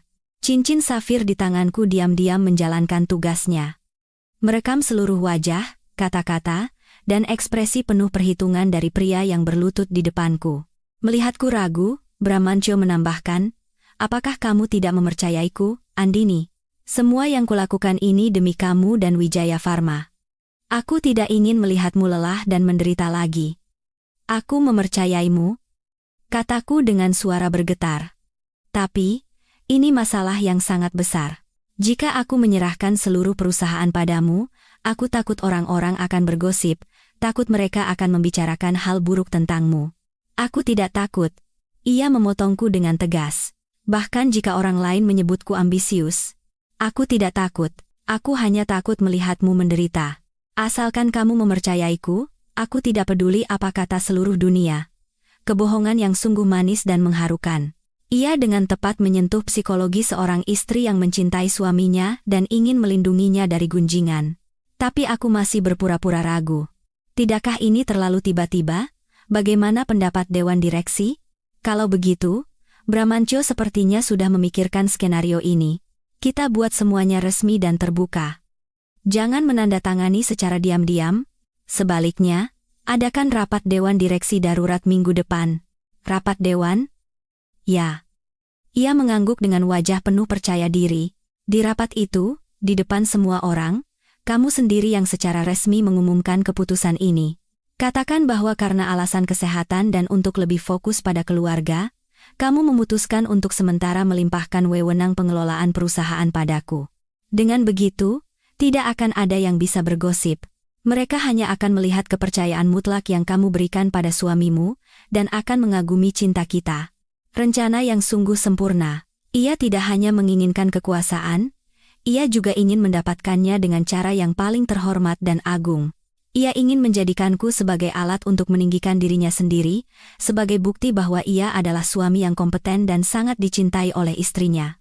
Aku menatapnya cukup lama, lalu perlahan mengangguk, tersenyum cerah. Senyum yang penuh dengan kepatuhan dan kebahagiaan.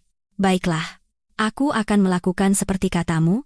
Aku akan memberitahu seluruh dunia betapa kompeten dan dapat diandalkannya suamiku. Bramantyo, saking gembiranya, memelukku erat-erat, mengangkatku ke udara dan memutarku. Andini, kamu memang yang terbaik. Aku mencintaimu. Aku melingkarkan tanganku di lehernya dan menyandarkan kepalaku di bahunya. Tapi pandanganku tertuju keluar jendela. Dingin dan tajam. Bramantyo, Rania, panggung terakhir telah disiapkan. Dan aku berjanji. Drama terakhir ini akan sangat istimewa. Drama yang tidak akan pernah kalian miliki kesempatan untuk melihatnya lagi seumur hidup.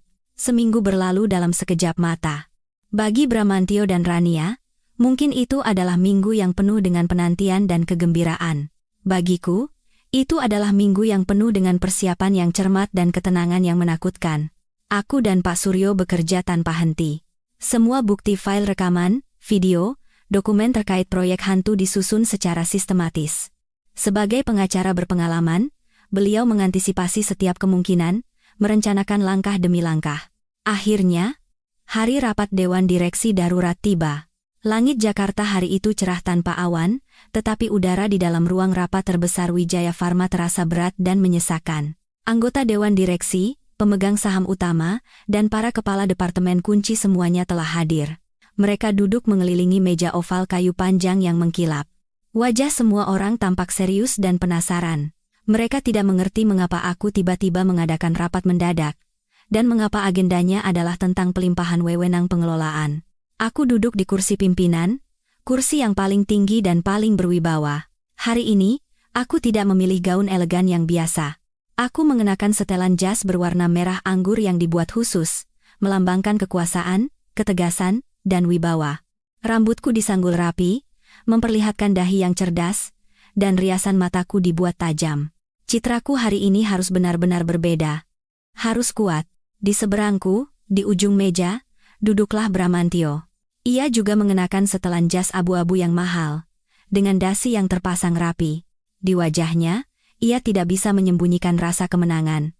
Ia menatapku dengan mata penuh cinta dan kebanggaan, tetapi aku tahu, jauh di lubuk hatinya, keserakahan sedang bersorak. Di sampingnya, dalam kapasitasnya sebagai konsultan proyek, duduklah Rania.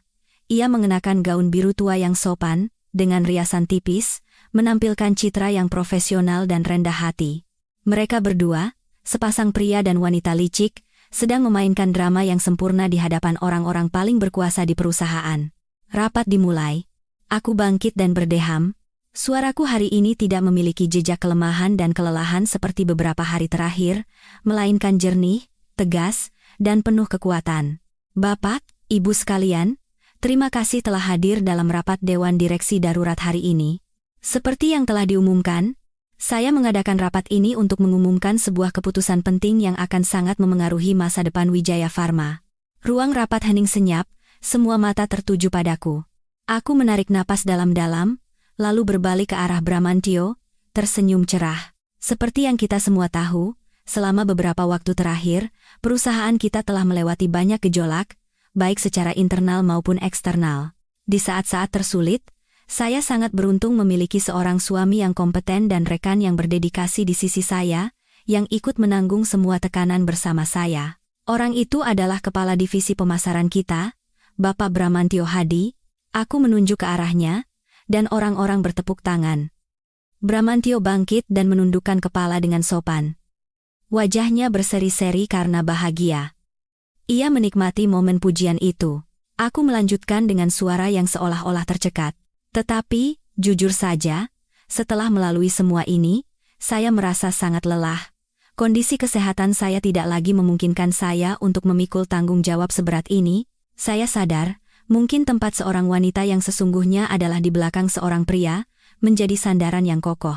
Mendengar kata-kataku, beberapa anggota dewan, terutama yang sudah berumur, mengangguk setuju. Mereka sepertinya berpikir bahwa aku adalah wanita yang kompeten tetapi juga tahu diri. Oleh karena itu, aku menatap lurus ke mata Bramantio. Tatapan yang penuh dengan cinta dan kepercayaan. Setelah berpikir selama berhari-hari, saya telah mengambil sebuah keputusan. Hari ini, di sini, dengan disaksikan oleh semua yang hadir, saya, Andini Wijaya, sebagai Direktur Utama Wijaya Pharma, dengan ini bermaksud untuk melimpahkan seluruh wewenang pengelolaan perusahaan secara sementara selama 6 bulan kepada suami saya, Bapak Bramantio Hadi. Kata-kataku meledak seperti bom di tengah ruang rapat. Semua orang terkejut, kehilangan kata-kata. Bahkan Pak Suryo, yang duduk di ujung meja, menunjukkan ekspresi sangat terkejut dan menentang. Andini, apa maksudmu? Ia bangkit berdiri. Apakah kamu sadar apa yang kamu lakukan? Menyerahkan hasil kerja keras seumur hidup ayahmu pada orang itu? Apa kamu sudah gila? Bramantio segera membelaku. Pak Suryo, tolong hargai keputusan istri saya. Ini adalah keinginan tulus dari Andini. Saya berjanji tidak akan pernah menyia-nyiakan kepercayaan ini. Aku buru-buru melambaikan tangan, berpura-pura menenangkan Pak Suryo. Pak Suryo, tenanglah. Ini keputusan saya. Saya sudah memikirkannya dengan sangat matang. Saya benar-benar mempercayai Mas Bram. Perdebatan singkat antara Pak Suryo dan Bramantio membuat keputusanku terlihat semakin tulus.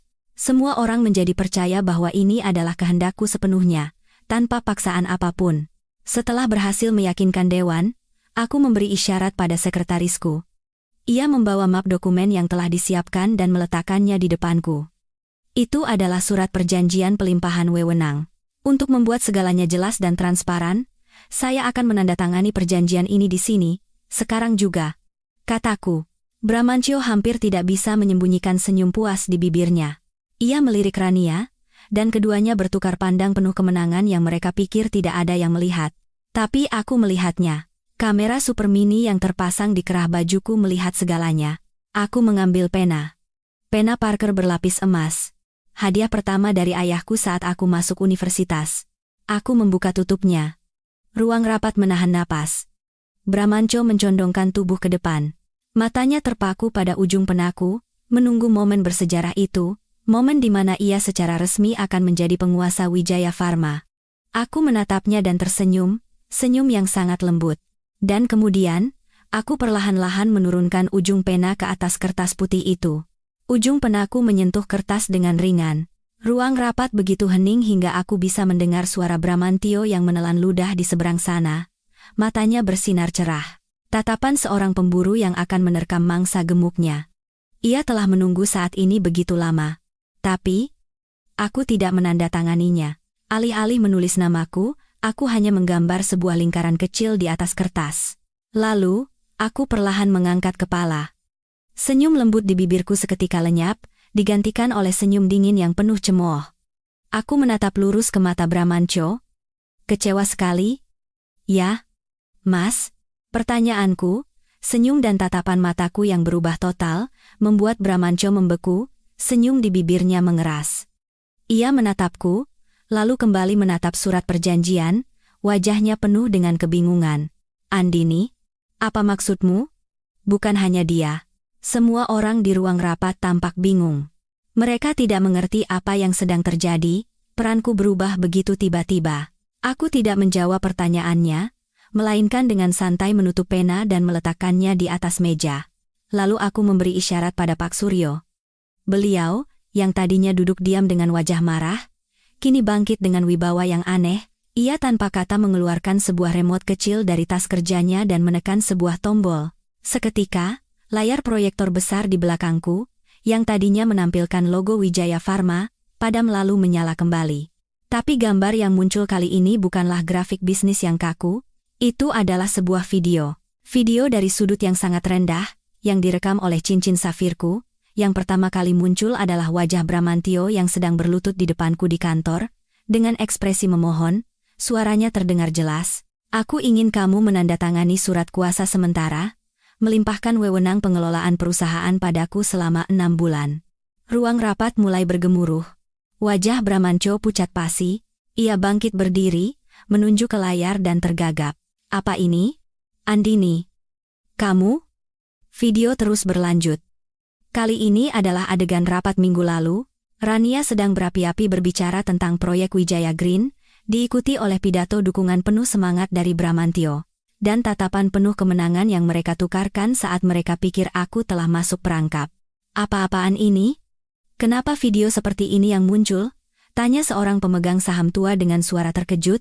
Aku bangkit dari tempat duduk, melipat tangan di dada. Suara dingin dan tegas menggema di seluruh ruang rapat. Bapak, Ibu sekalian, inilah yang sebenarnya terjadi di belakang kita semua. Inilah wajah asli dari suami yang begitu kupercaya dan konsultan proyeknya yang kompeten. Bramantio dan Rania kini benar-benar membeku. Wajah mereka tidak memiliki setitik darah pun. Mereka menatapku seolah melihat monster.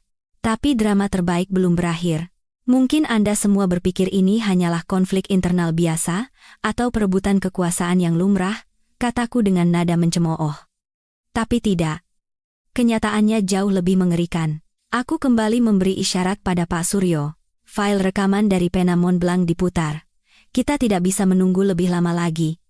Kita harus mempercepat rencana. Aku akan membuatnya muak dengan pekerjaan.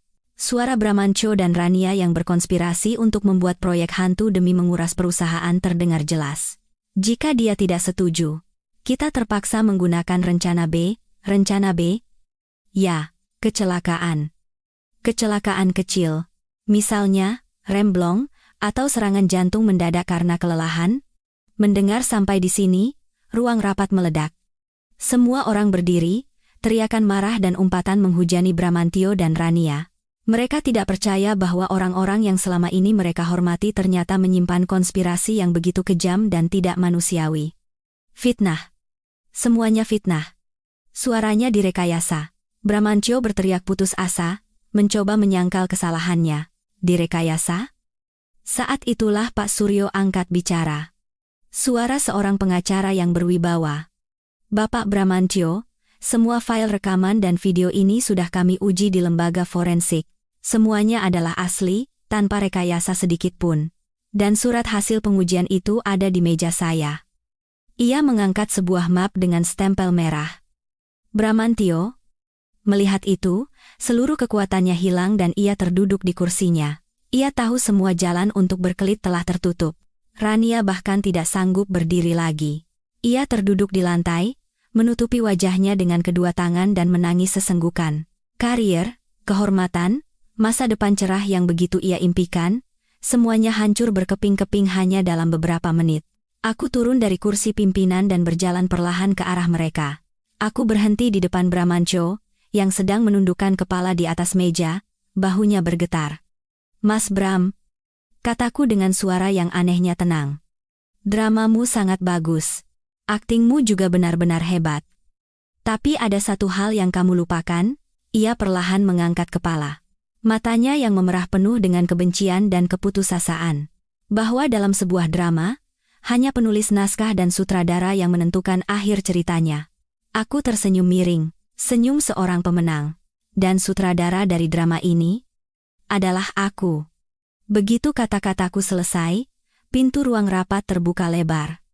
Polisi berseragam masuk, serempak dengan wajah serius. Perwira yang memimpin mengulurkan surat perintah penangkapan di depan wajah Bramantio dan Rania.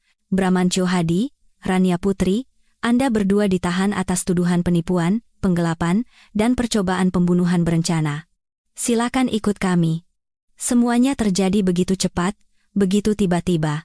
Bramantio dan Rania, bahkan sebelum mereka sempat mengerti apa yang terjadi, telah dilumpuhkan oleh dua orang polisi dan diborgol. Suara dingin borgol yang terkunci menggema di ruang rapat, memberikan titik akhir yang tegas pada segalanya. Suara dingin borgol yang terkunci menggema di ruang rapat yang hening senyap. Itu adalah suara yang lebih tajam dan lebih tegas dari apapun, suara yang menandai akhir dari karier, kehormatan, dan masa depan Bramantio serta Rania. Bramantio menatap nanar kedua tangannya yang terikat erat. Wajahnya pucat pasi, lalu membiru. Ia mengangkat kepala dengan cepat dan menatapku. Di matanya tidak ada lagi permohonan atau penyesalan. Hanya ada kebencian yang ekstrem, seperti binatang buas yang terpojok. Andini, kamu. Kamu yang menjebakku. Wanita licik. Ia menggeram dan meronta, tetapi dipegang erat oleh 2 orang polisi. Aku hanya berdiri di sana, menatapnya dengan tenang, dengan mata yang tidak menunjukkan emosi apapun. Licik? Dibandingkan dengan rencana kecelakaan yang telah ia siapkan untukku, dibandingkan dengan konspirasi kejamnya untuk merebut nyawa dan hartaku, apa artinya tindakanku hari ini? Aku hanya menuntut keadilan untuk diriku sendiri, dengan cara yang diizinkan oleh hukum. Rania benar-benar hancur. Ia tidak lagi meraung-raung, hanya terduduk lemas di lantai. Tubuhnya yang mungil, dalam balutan busana kantor yang elegan, kini terlihat sangat menyedihkan. Matanya menatap kosong ke udara. Mungkin ia masih tidak percaya bahwa istana pasir yang telah ia dan Bramantyo bangun dengan susah payah di atas kebohongan dan konspirasi bisa runtuh begitu cepat. Saat keduanya digiring polisi melewatiku, Bramantyo tiba-tiba berhenti. Ia mendekat padaku dan berbisik dengan gigi terkatup, suaranya mengancam. "Jangan terlalu bangga. Kamu pikir ini akhirnya? Aku tidak akan melepaskanmu." Aku tersenyum miring, senyum penuh penghinaan. "Akan kutunggu. Tapi sayangnya, sepertinya kamu tidak akan punya kesempatan itu. Mas Bram, selama waktu yang akan kamu habiskan di penjara, renungkanlah perbuatanmu." Setelah mereka digiring keluar, ruang rapat menjadi gaduh dengan bisik-bisik. Para anggota dewan dan pemegang saham, yang telah pulih dari keterkejutan, kini menatapku dengan pandangan yang sama sekali berbeda. Bukan lagi rasa kasihan pada seorang istri yang malang, melainkan rasa hormat, bahkan sedikit kekaguman, pada seorang pemimpin wanita yang cerdas, tegas, dan mungkin sedikit kejam. Pak Suryo mendekat dan menepuk bahuku dengan ringan. "Kerja bagus, Andini. Kamu sangat berani." "Terima kasih, Pak. Tanpa Bapak, saya tidak akan bisa melakukannya sendiri." Rapat segera dilanjutkan, tetapi suasananya telah berubah total. Aku, sebagai direktur utama, menenangkan semua orang. "Bapak, Ibu sekalian, saya tahu semua orang pasti sangat bingung saat ini. Tapi saya tegaskan, Wijaya Pharma tidak akan runtuh karena 2 hama ini. Sebaliknya, ini adalah kesempatan bagi kita untuk membersihkan kotoran masa lalu dan membangun kembali Wijaya Pharma yang lebih bersih dan lebih kuat. Aku mengumumkan peninjauan ulang total terhadap semua proyek, terutama proyek Wijaya Green. Aku berjanji akan menuntut kembali semua kerugian yang disebabkan oleh Bramantyo dan Rania, dan mengembalikan semua aktivitas perusahaan ke jalur yang transparan." Kata-kataku yang tegas dan tindakan yang meyakinkan dengan cepat memulihkan kepercayaan orang-orang. Badai personalia terbesar dalam sejarah Wijaya Pharma telah meninggalkan kerugian, tetapi pada saat yang sama, membuka peluang untuk regenerasi dan babak baru. Kasus penangkapan yang mengejutkan di Wijaya Pharma menyebar dengan cepat. Media-media besar serempak memberitakannya dengan judul seperti di Rut, ungkap konspirasi penipuan dan percobaan pembunuhan oleh suami dan sahabat, dan kasus ini menjadi topik hangat untuk waktu yang lama. Bukti-bukti yang kuungkapkan di rapat menyebar luas, menelanjangi wajah asli kedua orang itu di hadapan publik. Opini publik, yang awalnya skeptis, kini sepenuhnya mendukung dan mengagumiku. Di hadapan bukti yang tak terbantahkan di kepolisian, Bramantyo dan Rania tidak bertahan lama. Mereka mulai saling menyalahkan. Bramantyo mengklaim bahwa semua rencana itu adalah ide Rania, bahwa ia hanya bertindak gegabah karena terlalu mencintainya. Rania menangis, mengatakan bahwa ia hanyalah bidak catur di tangan Bramantyo, dimanfaatkan baik secara emosional maupun profesional. Wajah asli mereka di hadapan bahaya sungguh menyedihkan. Cinta membara yang pernah mereka bagi kini hanya menyisakan keegoisan dan hasrat untuk menyelamatkan diri sendiri dengan melimpahkan kesalahan pada pasangannya. Namun, hukum karma tidak pernah salah. Dengan tuduhan berat penipuan, penggelapan, dan terutama percobaan pembunuhan, mereka dihadapkan pada hukuman penjara yang sangat panjang. Hukuman yang akan mengubur masa muda dan masa depan mereka di balik jeruji besi yang dingin. Beberapa hari kemudian, aku menerima telepon dari nomor tak dikenal. "Ibu Bramantyo." Suaranya di telepon tidak lagi memiliki kesombongan seperti dulu, yang ada hanyalah tangisan dan permohonan. "Andini, nak, tolonglah. Beri Bram satu kesempatan untuk hidup. Dia memang bodoh, dia telah berbuat salah besar padamu. Tapi dia satu-satunya anakku. Tolong, cabut tuntutanmu. Keluarga kami akan mengganti semuanya." Aku mendengarkan dengan tenang sampai ia selesai. Tidak ada sedikit pun rasa kasihan di hatiku. "Tante, kataku dengan suara dingin. Saat putra tante merencanakan kecelakaan untuk saya, apakah dia berpikir untuk memberi saya kesempatan hidup? Saat keluarga tante berniat merebut seluruh harta saya, apakah tante pernah memikirkan kata maaf? Sekarang, semuanya sudah di luar kendali saya. Biarkan hukum yang menghakiminya. Aku mengatakan itu dan menutup telepon. Garis batas sudah sangat jelas. Pengampunanku tidak berlaku untuk orang-orang yang telah kehilangan kemanusiaannya. Mereka harus menanggung akibat dari kejahatan yang mereka lakukan sendiri. Segalanya tampak telah berakhir. Kejahatan telah dihukum, keadilan telah ditegakkan. Tapi aku tahu, perjuanganku belum selesai. Mendapatkan kembali keadilan hanyalah langkah pertama. Langkah selanjutnya, dan yang paling penting, adalah membangkitkan kembali Wijaya Pharma. Membangun kembali perusahaan dari puing-puing pengkhianatan. Setelah badai berlalu, langit tidak langsung menjadi cerah. Wijaya Pharma saat itu, bagaikan sebuah kapal besar yang baru saja diterpa badai dahsyat. Ia tidak tenggelam, tetapi lambungnya penuh goresan, tiangnya bengkok, dan ia membutuhkan seorang kapten yang kompeten untuk membawanya kembali ke jalur yang benar. Dan kapten itu adalah aku. Beberapa bulan berikutnya adalah hari-hari yang tak kenal lelah. Aku hampir makan dan tidur di kantor. Tugas paling mendesak adalah menangani dampak dari proyek Wijaya Green. Dana miliaran rupiah telah mengalir ke perusahaan-perusahaan cangkang dan kontrak-kontrak fiktif yang dibuat oleh Bramantyo dan Rania. Itu adalah luka finansial yang sangat parah bagi Wijaya Pharma. Bersama Pak Suryo dan tim hukum, aku bekerja sama dengan bank untuk membekukan rekening-rekening terkait dan menuntut perusahaan-perusahaan cangkang itu. Berusaha menarik kembali setiap sen yang bisa diselamatkan. Itu adalah pertarungan hukum yang sangat rumit dan mahal, tetapi aku tidak pernah menyerah. Setiap rupiah yang berhasil dikembalikan bukan hanya berarti secara finansial, tetapi juga berarti penegakan keadilan. Pada saat yang sama, aku juga harus menghadapi krisis kepercayaan internal. Kasus Bramantyo dan Rania, dua eksekutif puncak, telah menimbulkan guncangan besar. Karyawan merasa cemas akan masa depan perusahaan dan masa depan mereka sendiri. Gosip dan keraguan mulai menyebar. Aku memutuskan untuk mengadakan pertemuan langsung dengan seluruh karyawan. Sesuatu yang belum pernah terjadi sebelumnya dalam sejarah Wijaya Pharma. Aku berdiri di hadapan ratusan orang, bukan sebagai direktur utama yang jauh, tetapi sebagai rekan dan kapten yang berdiri di depan badai. Aku tidak menyembunyikan kesulitan. Aku berbicara jujur tentang kerugian yang dialami perusahaan dan tantangan yang akan dihadapi. Tapi aku juga berbicara tentang keyakinan dan tekadku untuk membangkitkan kembali kapal ini. Saya tahu banyak dari Anda yang merasa cemas, suaraku menggema di seluruh aula. Tapi lihatlah saya. Saya, yang ditipu dan dikhianati oleh orang-orang yang paling saya percaya, juga berdiri di sini. Saya tidak hancur, dan Wijaya Pharma juga tidak akan hancur. Wijaya Pharma adalah hasil kerja keras seumur hidup ayah saya, dan juga rumah kedua kita semua.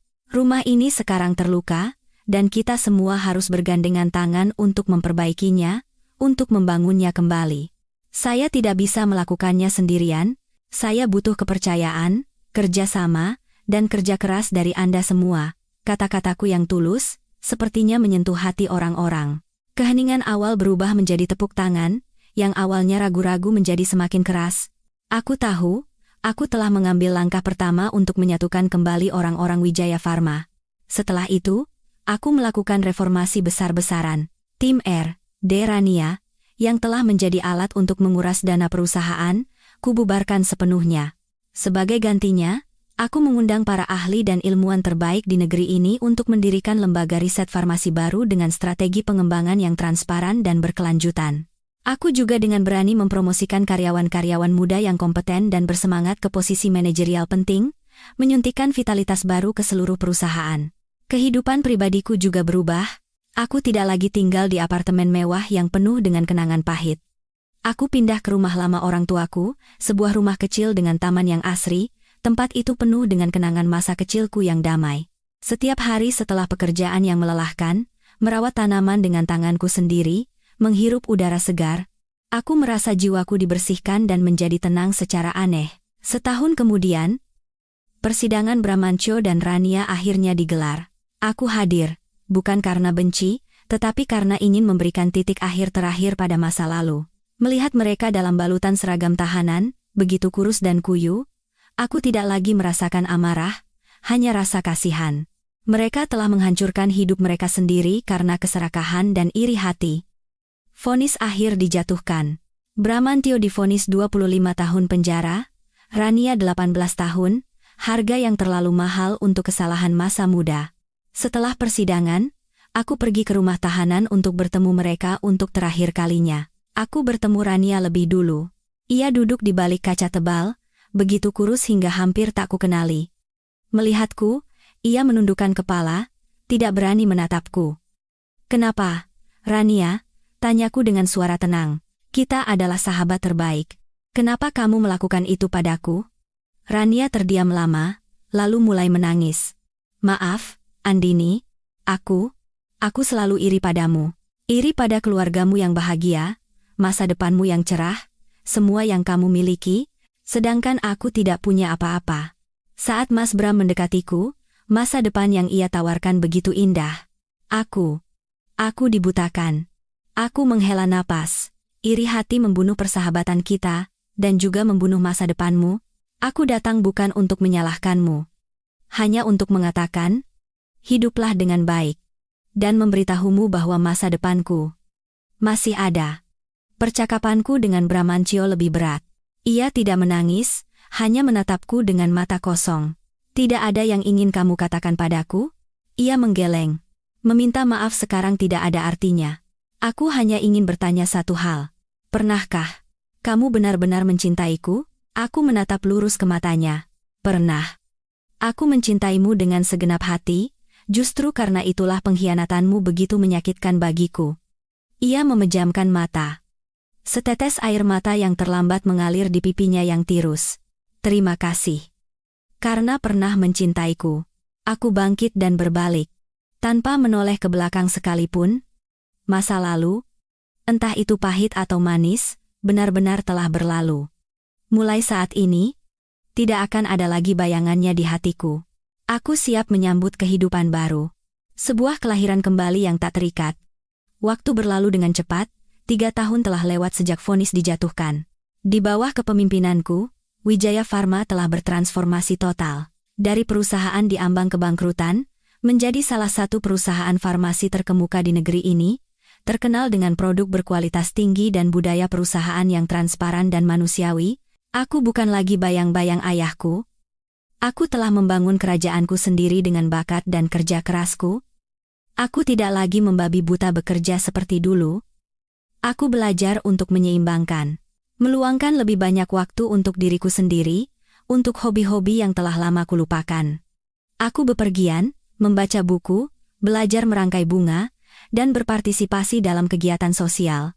Aku menemukan kebahagiaan dalam hal-hal sederhana, dalam ketenangan jiwa. Aku juga tidak menutup hatiku. Aku membuka diri, memberikan kesempatan pada diriku sendiri untuk bertemu dan mengenal orang baru. Dan aku bertemu dengannya. Dia seorang arsitek, 5 tahun lebih tua dariku, seorang pria yang tenang, dewasa, dan memiliki jiwa yang dalam. Kami bertemu di sebuah pameran seni. Ia tidak terintimidasi oleh nama besar atau kekayaanku. Ia tertarik pada caraku mengulas sebuah lukisan dengan penuh semangat, pada binar di mataku. Cinta kami datang dengan sangat lembut dan alami. Ia tidak mengucapkan kata-kata muluk, tidak memberikan hadiah mahal. Ia hanya ada di sisiku, mendengarkan ceritaku, berjalan-jalan di taman bersamaku, dan memasakkan makanan sederhana untukku. Bersamanya, aku bisa menjadi diriku sendiri. Andini yang biasa, yang tidak perlu berpura-pura kuat atau waspada. Ia tahu tentang masa laluku, tentang luka yang pernah kualami. Ia tidak menghakimi, hanya memelukku dengan tenang. "Kamu sudah bertahan dengan sangat kuat," katanya. "Mulai sekarang, biar aku yang ikut menanggungnya." Suatu sore yang berangin sepoi-sepoi di tepi pantai, ia melamarku. Tidak ada lilin, tidak ada bunga. Hanya 2 hati yang tulus. Cincin yang ia berikan bukanlah berlian yang berkilauan, melainkan sebuah cincin rumput sederhana yang ia anyam sendiri dengan tergesa-gesa. Tapi itu adalah cincin terindah yang pernah kulihat. Dan aku mengangguk. Pernikahan kami dilangsungkan di atas sebuah bukit yang penuh bunga, hanya dihadiri oleh keluarga dan sahabat terdekat. Pak Suryo, yang kini rambutnya telah memutih, menggantikan ayahku, menggandeng tanganku dan menyerahkanku padanya. Saat itu, aku menangis, air mata kebahagiaan yang tulus. Kehidupan setelah menikah adalah hari-hari yang tenang. Ia adalah suami yang luar biasa, yang selalu menghormati karier dan ruang pribadiku. Setahun kemudian, kami dikaruniai seorang putri cantik. Ia memiliki mataku yang berbinar dan senyum hangat ayahnya.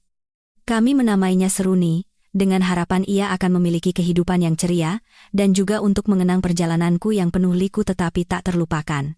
Kadang-kadang, aku mendengar kabar tentang orang-orang lama. Ibu Bramanco meninggal karena sakit tak lama setelah putranya masuk penjara. Rania, ku dengar, berkelakuan baik dan mendapat pembebasan bersyarat lebih awal. Ia mengganti namanya, pindah ke kota lain, dan memulai hidup baru. Kuharap ia menemukan kedamaian yang sesungguhnya. Bramanco masih di sana, menebus kesalahannya. Aku tidak lagi peduli pada mereka. Masa lalu adalah pelajaran yang mahal. Sebuah bab dalam buku yang telah kututup. Masa kini dan masa depanku adalah suami yang hangat di sisiku dan putri tercinta yang tertidur di pelukanku. Malam ini, ulang tahun pernikahan kami yang kelima, ia membawaku kembali ke restoran yang sama. Masih dengan musik yang merdu dan anggur terbaik, tetapi wanita yang duduk di seberangnya bukan lagi Andini yang naif dan pemimpi seperti dulu. Aku telah melewati badai, merasakan manis dan pahit. Dan akhirnya aku sadar, bahwa kebahagiaan bukanlah sebuah tujuan yang sempurna, melainkan perjalanan itu sendiri. Sebuah perjalanan di mana setelah setiap hujan, akan ada pelangi, dan setelah setiap malam yang gelap, akan ada fajar yang baru. Dan fajarku yang cerah dan hangat, ada di sini.